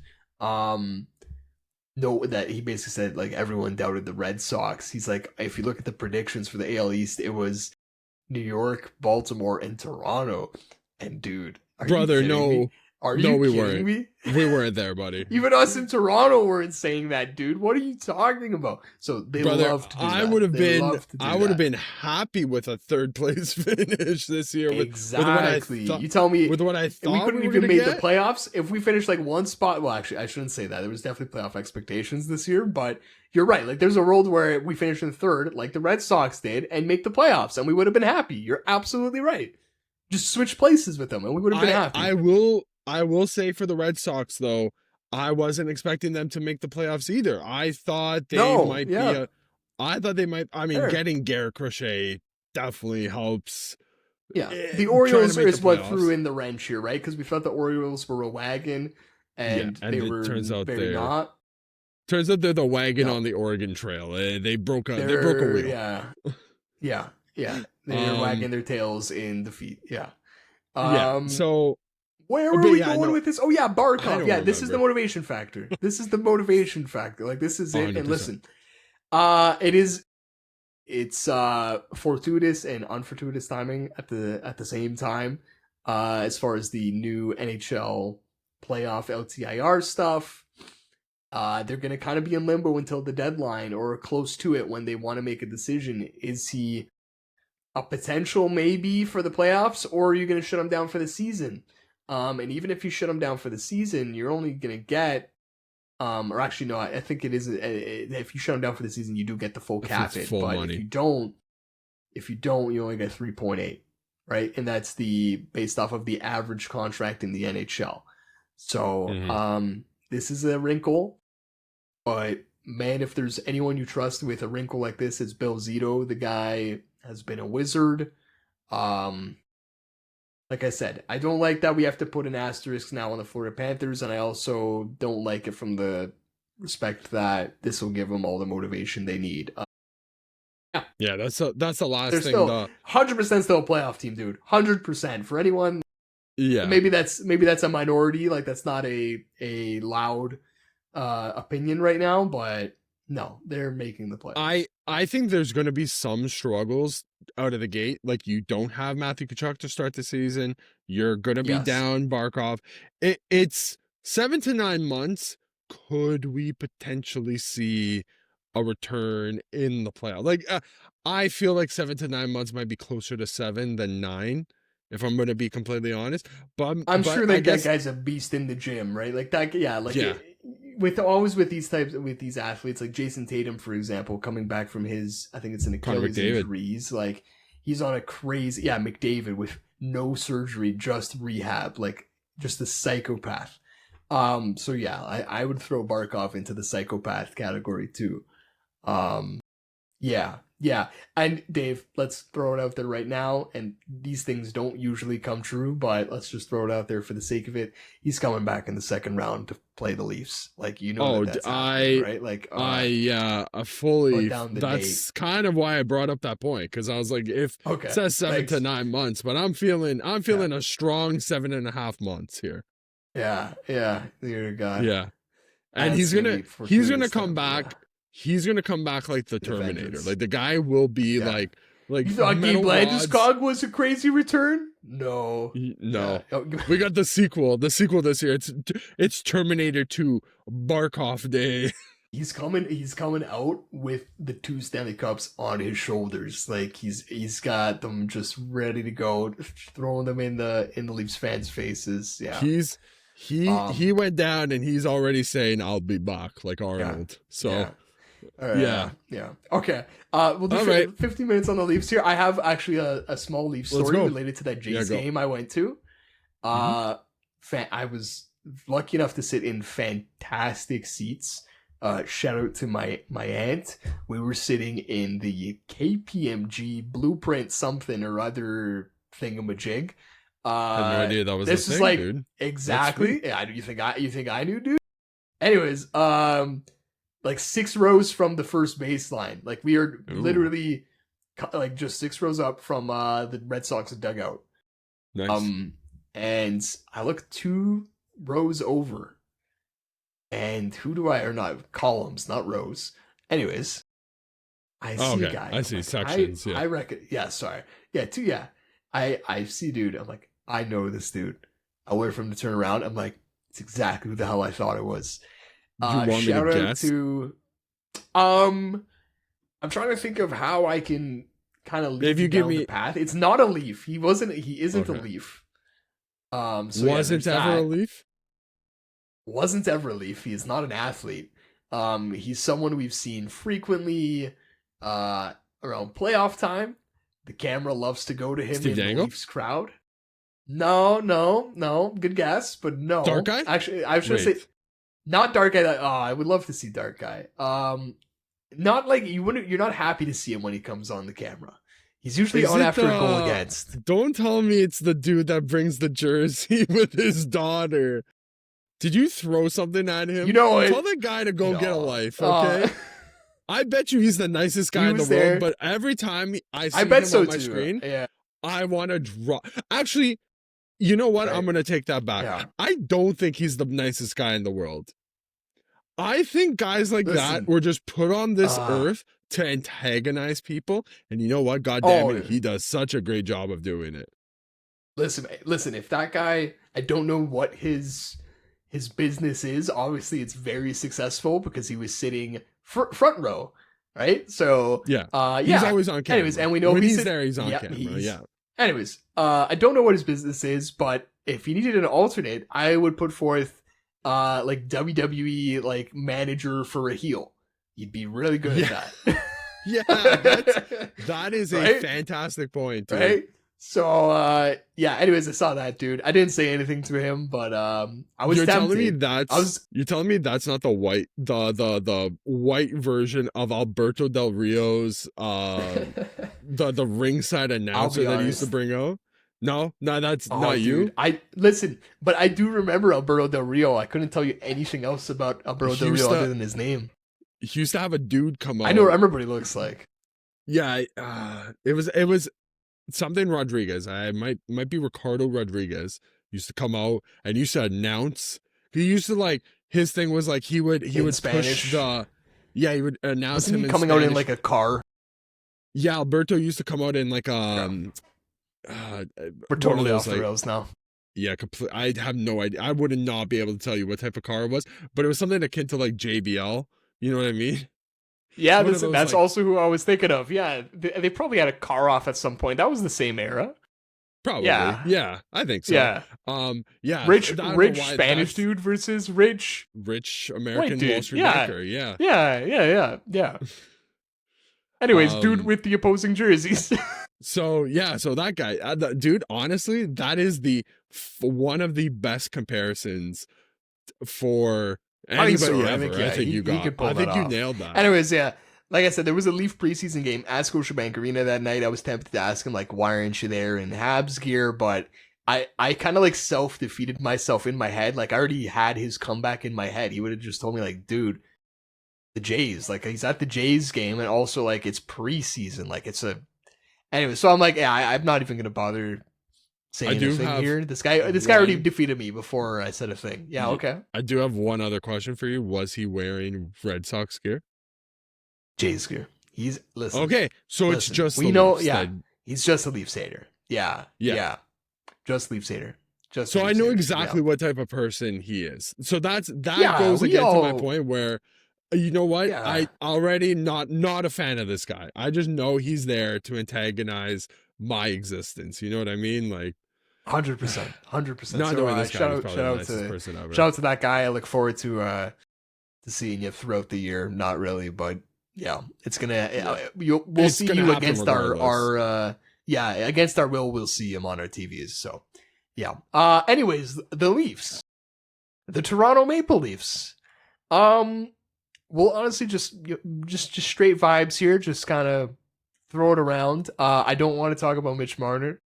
To be honest, I'm so far done about that. We don't have to do that. To be I honest, think did the only you person have that wants to something? talk, the only person that wants to talk about Mitch Marner and the Leafs is Mitch Marner. Honestly, I think Okay, we're okay, done over okay. here, Sounds and good. he Okay, wants to listen. He's going to be a toxic ex for a little bit. He's going to yeah, be, sure. you know, going to go around. He's going to say his stuff.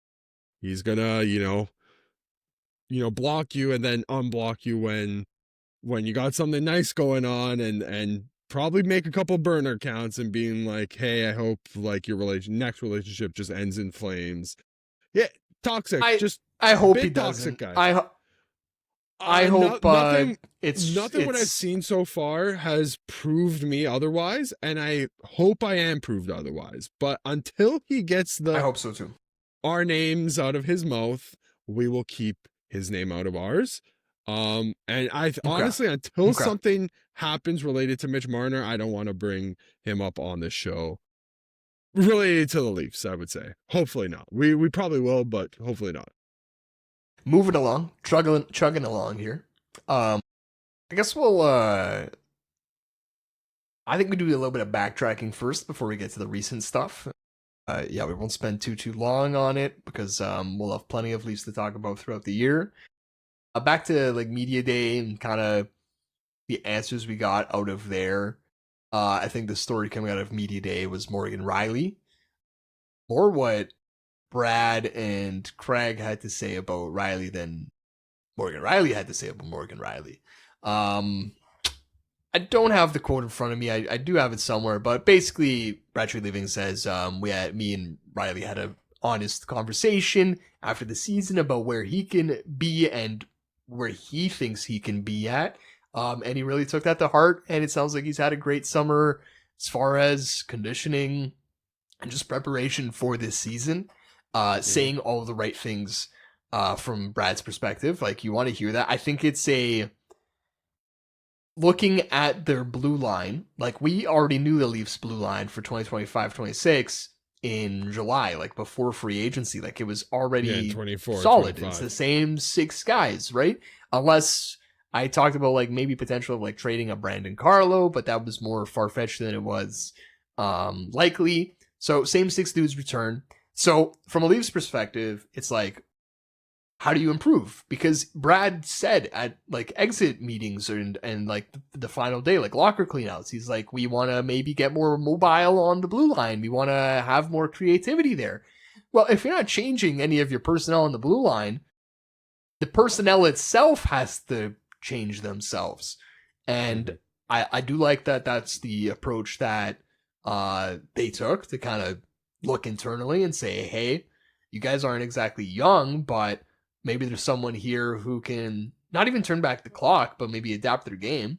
And Morgan's definitely like prime candidate for that because we've seen it from him before.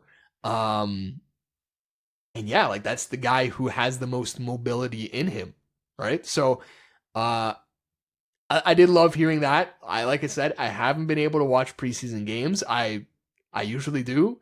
I watched Carter Yakimchuk. I still can tell you like that Carter Yakimchuk beat the Leafs in overtime last year in Game 1 of the preseason. Why do I remember that? I remember being impressed by Cade Weber. Anyways, point being, couldn't watch preseason games so far. So I don't have an opinion on Morgan Riley's play yet. I don't. I don't have one. If Um, you're taking yeah, opinions off of Morgan Riley's, listen, I don't think he's had the strongest of preseasons, but if you're gonna base I couldn't tell what you. No, I'm just saying, like, if you were to base what Morgan Riley's going to be doing this season off of the first two preseason games of the year, I'm sorry to You're right. tell you, don't know if that's the best option for This you. is They've looked more yeah. like No, it's glorified fair. practices. It has gotten to the point where it is so much of a glorified practice that Austin Matthews quite literally dressed for the last preseason game, took a skate, and then said, "Uh, I'm good, thanks," and sat for the game. Which, listen, he's Austin Matthews. Listen, if that sitting preseason game guarantees me an extra 5 to 10 goals this year because he's a bit more rested, awesome. Yo, I couldn't Cinnamal, care could you less. imagine 5 to 10 goals per preseason game Per sat? Dude, we're talking preseason, a sit him 100 the whole goal season. Oh sit him my the whole god. time. Sit him for Holy. the whole time. Yeah. Anyways, But man, yeah, what do no, you think about the Morgan stuff? Yeah. Like, are you confident that we can actually I get a bounce am back out of him, or I am Morgan Riley's, like, I've got to be one of the I'm in the minority of, Morgan Riley supporters, because I think over the last 12, I'm there with you, man. yeah, yeah, I think a lot of people have been trying to drive Morgan Riley out of town for at least 12 months now, maybe closer to 18 months. Man, I look at some of the performances that he gave against Ottawa in round one, and even in the beginning half of Florida in the playoffs in round two, and I'm like, there's still a great offensive defenseman in there. I am very curious to see now what Morgan Riley looks like on power play one. Suns, Mitch Marner. Sorry, I have to bring up his No, name sometime. yeah, yeah, In this yeah. context, I think it's fair. He who shall not be named. Yeah, yeah. um, I am very curious to see. What was one of the biggest criticisms we had for Morgan Riley on power play one? It's the lack I've had of this. Yeah, yeah. a lethal Continue.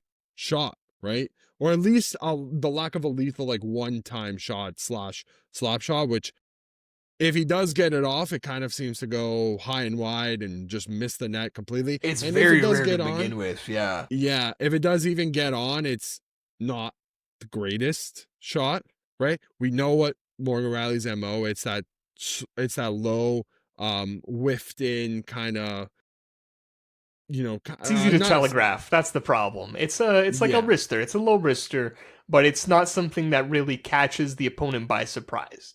And he's also good at the sifting shot, which is like he's putting less on it because he's looking for the tip, right? Like, yeah. there's He's that in looking his for a repertoire leg too. or something, yeah, a Yeah, deflection. and I don't like. Once again, can't tell you I've seen much of what he's looked like, because I do think you can kind of look at this in the preseason, like the special teams, just how they're set up. I think I've seen like that Nyes is kind of played on the half wall more. Like, maybe they can find a way to make it where Morgan Riley isn't really playing the same role that he was on the former Leafs power play. I don't know. Um, that is the one spot where I am skeptical. I'm okay with Morgan Riley bounce back being limited to 5-on-5 play, to be honest, because I don't know Mhm. if I have the most optimism that he can reinvent his game on the power play. Like you said, we've hammered this forever. The lethal shot, the 1T, it's not there, and it's very noticeable when you go up in the playoffs, and basically every other PP1 defenseman does have it, right? Like, we've seen Victor Hedman, Aaron Ekblad, even like Gustav Forsling, who's a defense first guy. He's got the bomb too. So I don't know if it feels unreasonable to expect that out of him, but I remember even looking at like NHL edge stats, which are awesome for this type of stuff. Like, just his top speed and his speed bursts over 20 miles per hour were down, I want to say, from like mid 80s percentile compared to NHL defensemen to high 70s, something like that. Yeah, Don't quote me. they've definitely dropped But off. yeah, and so that is by far the calling card of his game. And if that returns even to just where it was before, I feel good. That's a start. And then I think we just need to see less of the lackadaisicalness on defense, right? We've seen him get turnstiled enough times, and if that's cut even a little bit, all of a sudden I'm happy with what Morgan Riley gives you. And I think a lot of the Morgan Riley conversation and the wanting to move on from him, whatever, ask him to waive his no move clause. Really, the thing with Morgan Riley is that we've put him in the number 1D spot, but he's probably better suited to be a number 2D. We just don't have someone to supplant him, right? So that's part of that is because of like the Leafs structure at forward, or maybe how it used to be. Like, we'll see, maybe this changes now. But that's where a lot of the conversation comes from too. And like you mentioned, like the trade Morgan Riley conversation has gone on, and I'd say, yeah, like 18 months, probably close to 2 years. And right before that conversation, guess which conversation we were having, the same one about John Tavares. And we feel pretty good about him on his new deal now and all that comes with that, right? So things can change. Look at George Springer, right? So there you go. Right? Yeah. There's Perfect example. Leafs fans, just take your optimism from George. I think just one thing that just, I don't know how much, I guess this will be the test. Becoming a new dad so early on in last season, like I believe his child was born. He's around this time. Child's got to be coming up about about a year, right? Like it's pretty early in the season.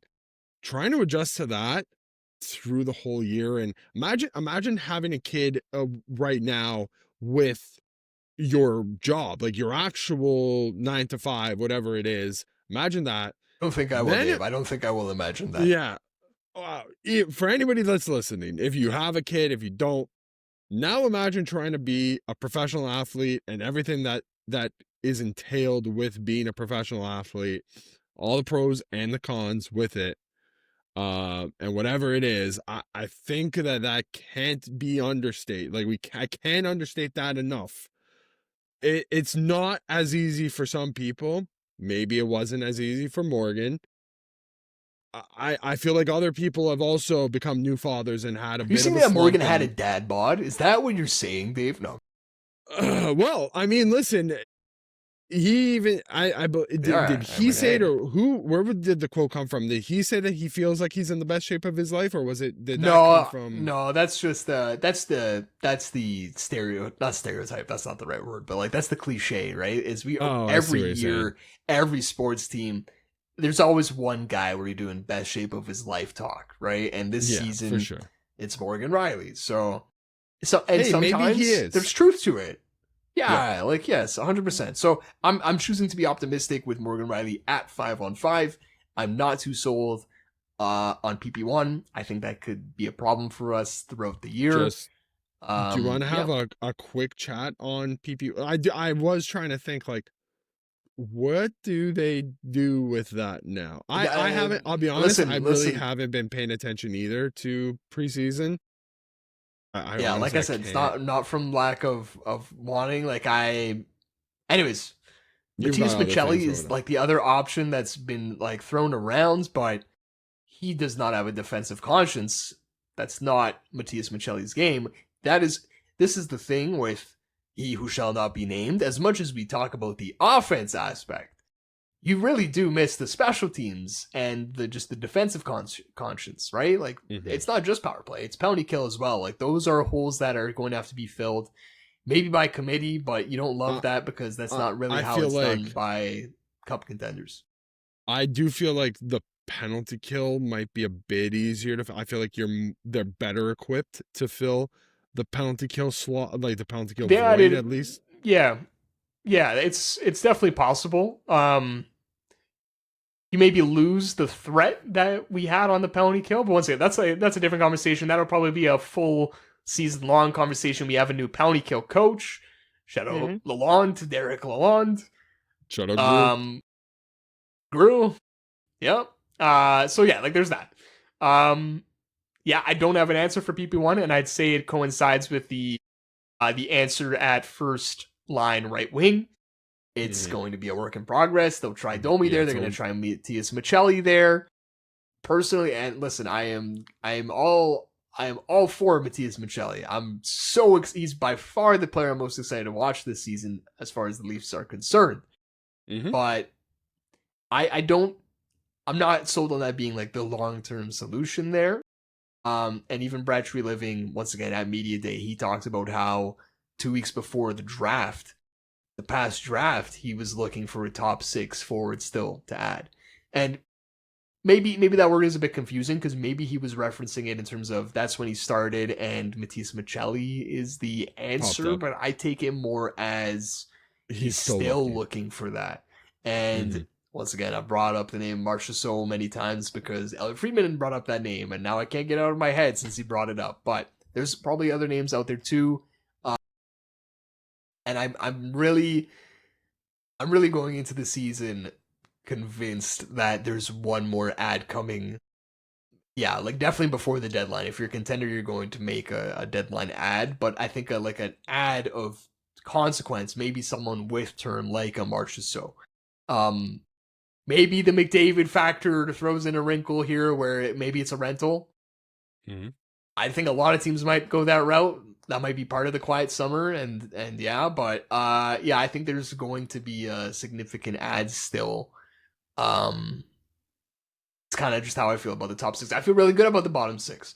The guy I don't know, the guy I know the least about so far is Dakota Joshua, like in terms of his play. Yeah. He's the one. I think I've seen more negative than I have positive from preseason. Once again, preseason. Yeah. But yeah. So I think Dakota Joshua for me is the person that I'm most excited for, and not just in terms of what I've seen so far on the ice, because it is such a limited sample size in the preseason, but I think the tools that he has could potentially make him, like, the guy is a tree They stand trunk. out on the roster. Yeah. Yeah, the guy is like a tree trunk that stands in front of the net with soft hands. That's got to be so tantalizing for that third line. I'm also excited to see like Nick Waugh, like a proper 3C on the team as well. Like, haven't had that in a bit of time. So right-handed too, which feels really good because we've been looking for just guys that are right-handed other than Nylander and Järnkrok forever. So and Järnkrok's on the outside looking in now. So if you want to talk about, I mean, okay, so maybe guys that have impressed, and also guys that are trying to impress now by the end. I think there's 4 names on this list in terms of Easton Cowan, Nick Robertson, Calle Järnkrok, David Kampf. If we were to rank them in terms of 1 to 4, there's probably only 1 spot on the everyday roster, 1 spot in the press box. The last 2 are likely to go, whether that be through waivers, whether that be through trade, if you can get anything from these players. Of those 4 names, I know you really haven't seen any Easton Cowan games, but man, I did watch. No, I've seen the talk about him. Yeah. Well, no, but I'm saying, like, in terms of like watching him play on a line with Steve Lorentz and Scott Laughton. Granted, that's the game I got to see the most of. Yeah, against the Laval Rocket. Let's give that a little caveat. But man, those 3 alone looked pretty deadly. Yeah. Like, they looked okay, playing top line minutes, which they probably won't get at all this year. But yeah, the reason for optimism, I think, should be there, especially after the down year that Easton Cowan had at the World Juniors, to the highs that he had at the end of his junior season last year, winning the Memorial Cup, winning MVP in both the OHL Cup and the Memorial Cup as well. Like, you can even like add to the roller coaster where like last preseason there was tons of expectation for him because in his first preseason he looked so good. He put on a ton of weight last year and it didn't really work out. He was kind of dull last preseason. So it started low, goes to London, picks up where he left off, looks phenomenal, dip in the World Juniors, back to another high, and now we're here, right? Like, it's like you're saying, man, it's a roller coaster and a half. I think this is the roller coaster in terms of my expectations of Easton Cowan. After that first training camp where he looked awesome, and I attended one of those, it was actually his first game, where he got a penalty shot against Ottawa in like his first couple shifts of the game. At that point, or after that preseason, and then the great year he had in London, leading into the next training camp, so last year's training camp, I was like convinced he's got an inside track to a spot. I was thinking like, oh my God, this guy could have like a Braden Point kind of ascent. Like, he fits that mold. He's a shorter guy, but he's got that piss and vinegar. He's got a scoring touch, all this stuff. This year, as far as like expectations for him, and I'm saying just for this year, I'm not saying like potential going forward, but I'll just throw out a comp for you in terms of a guy I watched last year and I said, That kind of looks like what Easton Cowan could do for the Leafs this season. Mackie Samoskevich with the Panthers last year. Like he's a guy who, like when you would watch the Florida Panthers, and we saw a fair amount of it, he stood out in their bottom six because he doesn't really, he doesn't have bottom six talent or lack of talent. But he looks like a top six from the bottom six. That's a simple way of saying it, right? Mm-hmm. And I think Easton Cowan can do that this year. And I didn't really expect that out of him coming into this training camp. I think him looking good with Lorenz and Lawton opens up the chance for him to play on a fourth line, maybe for like more of this year than we thought. And it being a good thing, right? Like he looks like he can play fourth line hockey. And that gives you a huge advantage against teams who don't really have that Easton Cowan. Mackie Samoskevich with Florida, we didn't really see him as much come playoffs. Like in the second round against the Leafs, he was more of a healthy scratch. But he factored into like that run, right? Even at that point, they had just loaded up so much that he kind of just got pushed out of necessity. And Paul Maurice had made that desperate move where he changed the entire fourth line after game 2, remember? He totally switched out the fourth line trio. So even if we're saying come playoffs that Easton Cowan is a healthy scratch, like that doesn't necessarily have to mean it was a bad rookie season for him. It might mean that we've just improved the team to the point where we've just got loads of talent. Like that's a good thing to have, right? So that's kind of where I'm at with Easton Cowan. I came into the year thinking he doesn't make the team because we don't need him to make the team. Like we added depth to the point where, well, you're not going to put him on the first line. Maybe you just let him simmer it with the Marlies and you bring him up mid-season, right? But you know what? If he's impressed to the point where he can make the team and do bottom six stuff instead of top six stuff, I'm sold on that. I'm definitely sold. 100%, especially with watching how he's played. I think he's definitely in a better position than I think we've had. I look back to even like a Fraser Minton. Like I don't know if Fraser Minton was ever really gonna crack the 3C role. Remember 2 years ago he made the team out of camp, and that was out of necessity. That was Keefe's last season, out of necessity. Like that's not what we have with Cowan. We don't have a spot where we're like, oh crap, someone needs to play here. Yeah, and I think that just goes to the point that I think one thought I've had all offseason I keep coming back to is everybody wanted to talk about how do you replace the point production that Mitch Marner is taking with him, right? And I don't think you do, right? But what you can do is improve the areas of the team where it was sorely lacking last year in terms of points, but like all around types of games. So this year you add Nick Waugh, 3C, sorely missing last year. You add Matthias Michelli, who could potentially, like him or Max Domi, put in the role that Mitch Marner was in, could potentially give you at least at the ceiling 75% of what Mitch Marner's offensive output gave you. I'd be happy with half. I would be. That's what I'm saying. At the ceilings, absolute ceiling. Sure. Max Domi is a 72-point player. Was a 72-point player in the NHL. Yeah. Who's to say that can't happen again? Don't know. But I think the biggest improvements came in the bottom six with the two aforementioned guys, Nick Waugh, Dakota Joshua, who can add maybe some offensive touch to a bottom six that went very, very few and far between. They kind of rode on the talents of the top six and got out of situations by just remaining even and not letting that bite them, right? But now also, if you put Easton Cowan on a fourth line right wing, which at this time last year was inhabited by Ryan Reeves, and 0 goals, 0 fights, 0. All that we got out of him was a couple broken knees and maybe a couple of chase downs, like if he couldn't. God bless Ryan Reeves, man. Like he definitely tried his ass off when he was on the ice. It's not there for him anymore.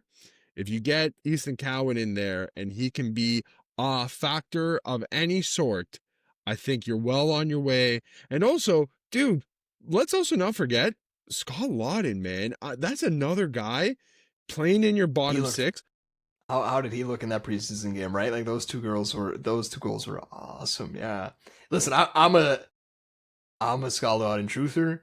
This has been like the third guy I'm truthering today, but we always talk about the guys that sally like they're Vikings, like they just won a war. And, we haven't actually seen that from Laughton yet because he hasn't scored the big goal for the Leafs yet, but he has that in him because I've seen it. I've seen him do it with Philly. You know who does that is a nice Steven Lorentz, right? Like he can take some tips if he needs to from Steve Lorentz. Yeah. That also now brings me to my other point as well. Like, okay, so now let's pencil Easton Cowan in starting the first game of the season on the fourth line. Okay. The next person that I think we need to get to is where does Nick Robertson fit on this team? He fits on the second line of the San Jose Sharks. Yeah. I think it feels like a foregone conclusion. We even had reports from a report from Cam Robinson throwing San Jose out there as a team with interest in Nick Robertson.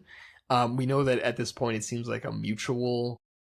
Maybe it's not mutual from the Leafs' perspective. I think they're definitely open to trading him at this point, given he's not on the he's not going to be in the opening lineup. Listen, I think you're looking at kind of what the Leafs got for Timothy Liljegren, which I believe I actually didn't look it up again, but I think it was a 4th and a 6th from San Jose.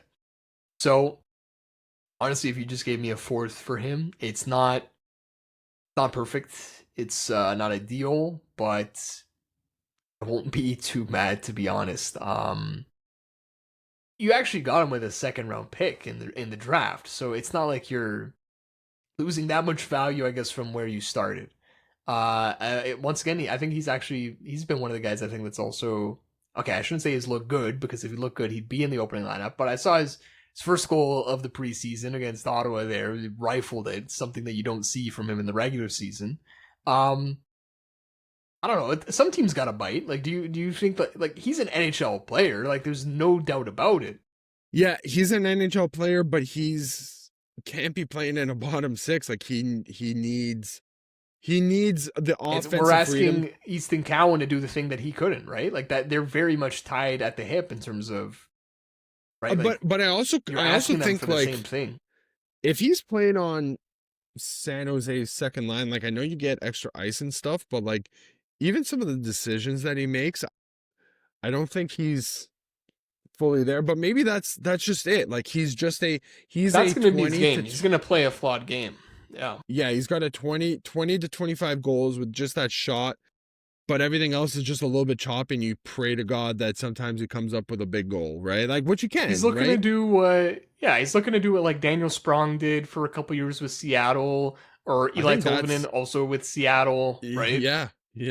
I think Daniel Sprong. Those are the types of players.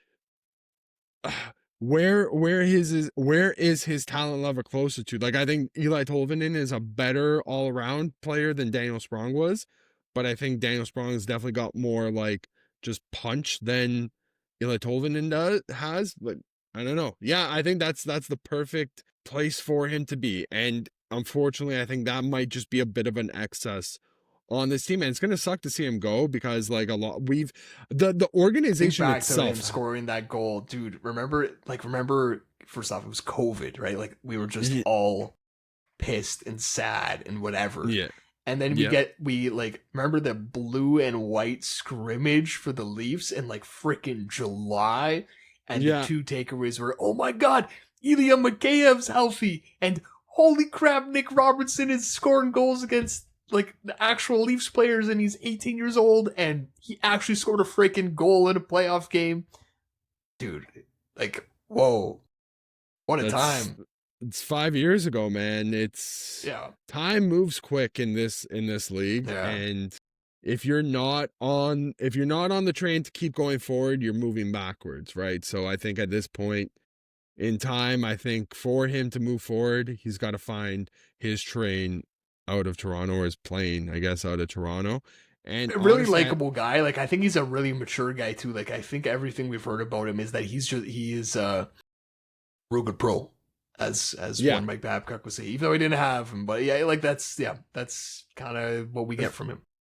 100%. And you know what? I guess if maybe we see this trade, maybe we see him shipped out by the time we talk next time. And you know what? I could already pencil him in for whatever team he goes to, whenever that game is. Hammer the anytime Nick Robertson goal, like literally hammer with your face, your teeth. He's gonna hammer it in the back of the net. Yeah, because he's hammered 100%. Yeah. That thing's going in the back of the net with authority. I'll say this, too. like, yeah. I was once again when the Leafs picked Timothy Liljegren. I think it was 17th overall. Holy crap! We got the dude his comp was Erik Karlsson. He was supposed to go 2nd overall before he got mono. Oh my God! This is gonna round out the Leafs core of the future. He's right-handed. Wow. Did you miss Timothy Liljegren last year? Not in the slightest. Not once, if I'm man. gonna be honest. Not once, dude. If we're gonna talk about players with a flawed game, there's case in point 1 and 2, Nick Robertson and Nick Robertson and Timothy Liljegren, and I hope both of them soak up all the sun that they can in San Jose, because watch him get traded to Florida. Nick Robertson. yeah.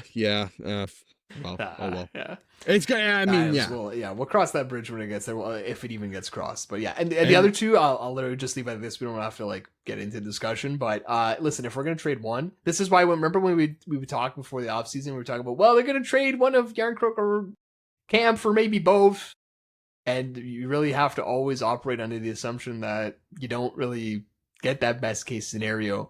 Dude, we're going to be lucky to trade one of them at any point in this season, I think. And if it's going to be one, it's going to be the better one. It's probably going to be Järnkrok, because he's only got 1 year left on his deal, and Cam has 2. So, yeah, I'm not sweating what happens there. They might honestly just waive both, and that might be it. I don't know. I think it'd be a disservice to waive both. I still think Calle Järnkrok can be a useful player. I don't know if he's an everyday player, if he's even somebody that starts game 1 of your playoffs, but I think if you need somebody in a pinch, it's a great 13. Hell yeah. Yeah, I think there's a lot worse options than Calle Järnkrok, and I think there's sentiments there with David Kampf where it's like you throw him in to just play a defensive game, but even his defensive play recently hasn't been all that up to snuff, and I guess he seems like bored. Not bored, but go ahead. He doesn't seem too interested to be playing at that level. And you know what? Maybe for him, a trip out of town to get, because I think he's uninterested because Craig Berube's uninterested. I think he's a guy who really needs his coach to believe in him. Yeah, put him in. And you know what? Guess who had the trust in him? It was Sheldon Keefe, and we saw some relatively decent hockey, or whatever. We saw serviceable games out of David Kampf for a scored stretch 2 playoff goals against Tampa in their first series against Tampa. 2 big. One of them was a breakaway too, right? Did he not score a breakaway goal? Did not look like bro. I think they were both snipes, dude. Yeah, crazy. Anyways, I mean, I'm still gonna sit here and say they probably are 2 useful players, probably not on this team, and probably on the bottom feeding team, somebody who kind of needs just a plug and play type of player. Probably a team that just needs to stay at this. Probably a team that needs to stay at the cap floor after they trade their rental star players because they're in the McKenna sweepstakes, and they just need to be a legally viable team under the cap team at the deadline. I think 5 minutes on the 5 minutes on the goalie situation. Okay. I'll give you 5. I'll take 5 seconds of your time. I effing love that deal that Anthony Stolarz took. Bro, when Elliot Friedman, we referenced this guy quite a bit. I don't know if anybody's noticed, but he kind of knows things. He referenced after Spencer Knight signed, and Spencer Knight signed 5.8 times 3, roughly, something like that. Mm-hmm. And he said that's a contract that Stolarz' camp is going to look at. And honestly, I prepared myself for that and told myself, I'm okay with Stolarz at 5.5 times 3. I would do that deal. My face when I saw 3.75 times 4. Dave, brother, that's a freaking awesome deal. Like you said, man. Like that's not even a haircut. That's a excellent buzz work. cut, dude. Oh That man. he shaved it right down. I know. Okay, so yeah, so I saw the five. I do remember the 5.5 number coming. That would have been earlier in the off season. I Yeah, I want to then say saw like like mid-August. beginning of July. It turned from 5.5 to early 5, late 4 on 4 years or 3 years, or was it 4 years? So this Elliot talked about this on the most recent 32 Thoughts. He said they kind of arrived to 15 mil as the number total, and it was just a matter of divvying it up on the years in AAV. So maybe like an alternate contract would have been 5 times 3. But like you're saying, right? It felt like it was a little bit higher than that in the summer. And would you have been fine with like so? I 5.5 times 3. If it was 5.5 times 3, would you have been fine with that? I would have said that's a fair contract. Considering what we saw out of Anthony Stolarz last year, health and all, yeah, I think that's a fair Rising contract. cap, Spencer Knight. Not that Spencer Knight's a great comparable because they're like two different. They're not the same age. Yeah. It's a weird one, but like I would have said like I understand it and I would have been fine with it. I think that's just in terms of here's a goalie who signed relatively recently, who doesn't have the longest track record of playing as a starter. Yeah. Do with it as you I know. listen. Like, if Elliot throws it out, I comparison. listen to it. I take it into account. So that I was basically it. I'm not disputing the claim that his camp was definitely probably looking at that number. It seems like in the end they kind of went for more security over front, like the front bag payday, you know what I mean? Like, yep. And I thank them for it, because 3.75 is a lot more palatable than 4.5 and 5 and 5.5 was, right? So when we were talking about the Barkov injury, I mentioned how much of it they could bury. So 3.8. That means if you run into injury stuff, it disappears. It's fully buriable. Great deal, right? Like if it was 5.5, we would be dealing with something after, right? And guess what? That 3.8, that's only going up as the average NHL contract number goes up. That only gets higher. So it's a great deal. Great deal. Joseph Wall is on a leave of absence, family related. So, we don't know what's going on there. So that is the caveat, right? Like we are with this. So this extension comes after the Wall stuff. So we had the Wall stuff first and then Stolarz stuff. So there was a time which you would think like, actually gives Stoli more bargaining which power, right? Makes you think Stoli team for or whatever, because it's Stoli plus the moves, like just the whole culture change that Brad has had in his now second summer. So this is his second summer, right? Third summer? This was his third summer. Third summer, yeah. Oh my god. Damn, time flies. Yeah, so you're right though. Like the only contract that made you say, whoa, that's the number, is the one that you gave to your highest paid player. And like you're fine with it because when he's healthy, and that's another question for the year, but right, Austin Matthews, that's the one deal 100%. Where you said, and listen, you know what, David Kampf was actually the first deal he signed, which is hilarious. That one actually might be the worst of the bunch. Yeah, of all the ones, it's been good.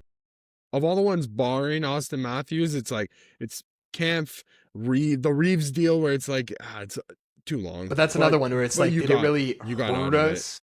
Yeah. Well, you got out of it, and you got a player exactly out of it, which I was beyond surprised to even see you got. So I guess that kind of absolves in the wash as well. But we were scared about a couple contracts too that ended like OEL. We were scared about OEL. Well, you know what the most but I was thinking the most nervous I was going to be was what the likes of John Tavares and Matthew Knies were going to take. Like, okay. Yeah. No, that's fair. Man. I mean, like those are the guys where you, as much as you need to win, Nylander, brother. Yeah. As much as you need to win the OELs of the world and the Anthony Stolarz of the world, it's guys like Matthew Knies and William Nylander and Austin Matthews, if they're the ones that are taking the favorable deals to stay in town and they're ready to be team first guys, you It's like we talked would about off the top, also man. Yeah. it's trickle down economics, dude. You kind of expect everybody else to kind of follow suit, right? Shout out to Ronald Reagan for that one. It's good. So yeah, on leave of absence. The only thing about Wall I'll mention too is I forget who threw this out there originally. I like combining their cap hits, roughly just under 8 mil. This was the third best team by save percentage last year. And to have them locked up at that cap hit for the next 3 years, Wall's extension kicks in this year. Yeah. That's awesome, man. To have them locked up for $250,000 less than Linus Allmark is. Whoa. No, wait. No way. Is Linus at 6'2" at 825? Yeah. No, I think he's in the sixes. But listen, there is goalies out there making that you're taking this duo over all. Like, dude, if you take cap into consideration and you're just asking which goaltending duo do you take, this has to be a top 3 goaltending duo. Has to be. Yeah, just in terms of value for money. Yeah, I think so too. Yeah. Listen, the Reimer thing, this is where I'm at. On one hand, I don't know why they did it, because to me, they had hell to be last year. We saw him. He didn't look great. He looked fine. Probably even less than fine. Let's say below average. But you figure another year. I've liked what I've seen from Akimov, the tiniest bit that I have seen him. I honestly just thought they don't actually need to add anyone. I was surprised to see Reimer on a PTO. But at the same time, on the other hand, I like it because I think it shows how seriously they're going to be taking the division again, where every win matters. Every win counts, matters. Every point counts. Once again, look at the Jays and Yankees. There's your example of everything counting. And this is just another name to throw into the bunch as you're dealing with Wall's leave of absence. So I do like it from that respect. I don't know if it was necessary, but I kind of like it because it wasn't necessary. That's kind of I think it's better to be proactive than reactive, and I think this is just a byproduct of that, right? Like, yeah, you honestly, for what little we know on the Wall absence, like, we don't know a timeline, so maybe it's something that probably doesn't know a timeline. It's quelling an uncertainty, which I like, and it almost feels like in years past it was kind of like just hope and pray that nothing out of the ordinary happens to one of our 2 goaltenders, or we are playing the Zamboni driver. Half the time we were losing our second goalie to waivers at this time of year. Yeah. No, Harry freaking. Well, actually, it wasn't this time of year. Harry Sateri, yeah. But it wasn't this time of year. It was in the middle of the year. Who was the other guy that got claimed? Actually, no. Garrett Sparks, I don't think was. We lost Curtis McElhaney because we kept Garrett Sparks. Aaron Dell. Aaron Dell to Jersey. That's who I was thinking of. Yeah.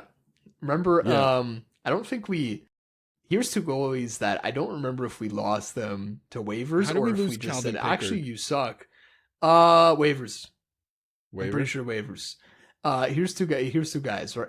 Maybe you remember if we lost them due to them sucking or waivers or injury. I don't remember. Probably a bit of both. Jonas Enroth. Okay, I think Jonas Enroth was just bad. Michael Neuvirth. I think he was injured.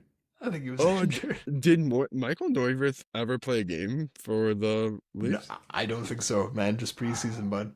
That is so crazy. That was Michael Neuvirth was my NHL 14 starting goaltender because he was an 85. I think it was our friend Brian Wong's as well. So yeah, I think so. I think you're right. I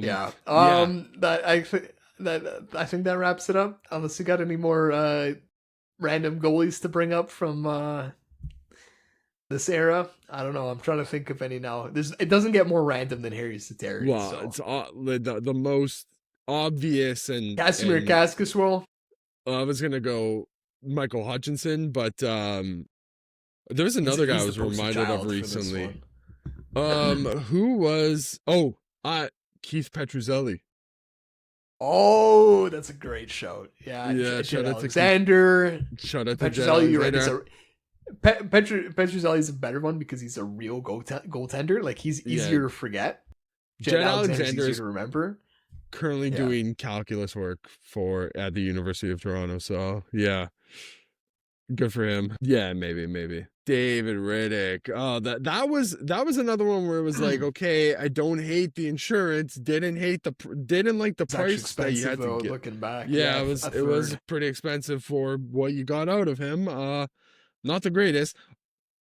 In this aspect though, I'm fine with, quelling any like concern before anything happens, because you never know, especially with goaltenders, what can happen. That also does slightly worry me a little bit about the status of Joseph Woll heading into the season.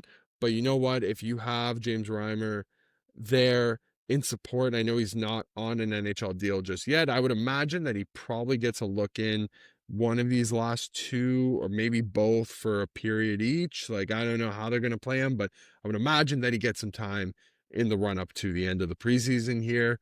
It's crazy. It's gonna be weird seeing him in this Leafs uniform. Yeah, well, you know that he's never played with the new Leaf. He has never played.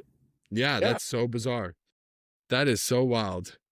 He was traded 4 months before we made the brand change to the new Leaf. We traded. It was an absolute fleece to San Jose with Roman Polak.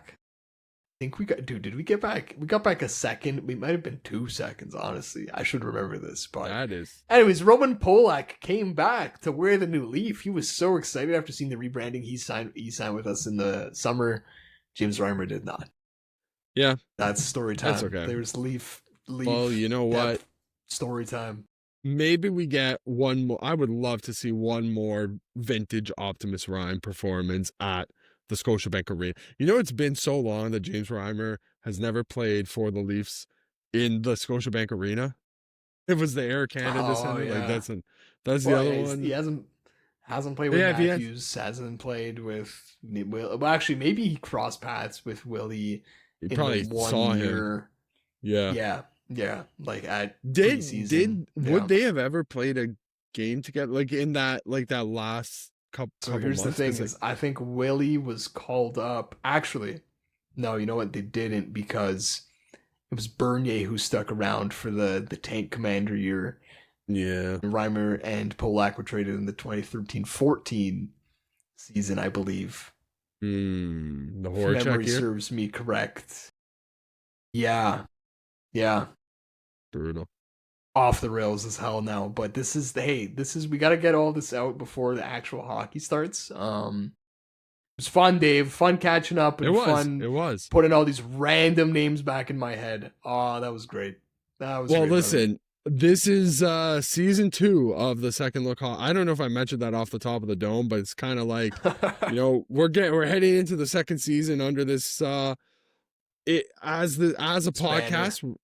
Yeah, we're hoping that we get through another full season, and we hope that you come along for the ride as we wrap up here. We please ask that you do like, comment, subscribe to the Second Look Sports channel. If you want more Second Look hockey content, just stay tuned. We've got a lot more stuff hopefully coming out in the future. Don't forget, you can also follow us on Twitter, TikTok, and Instagram as well, where you can find loads more content there. On that note, dude, let's buckle up. We're in for another season.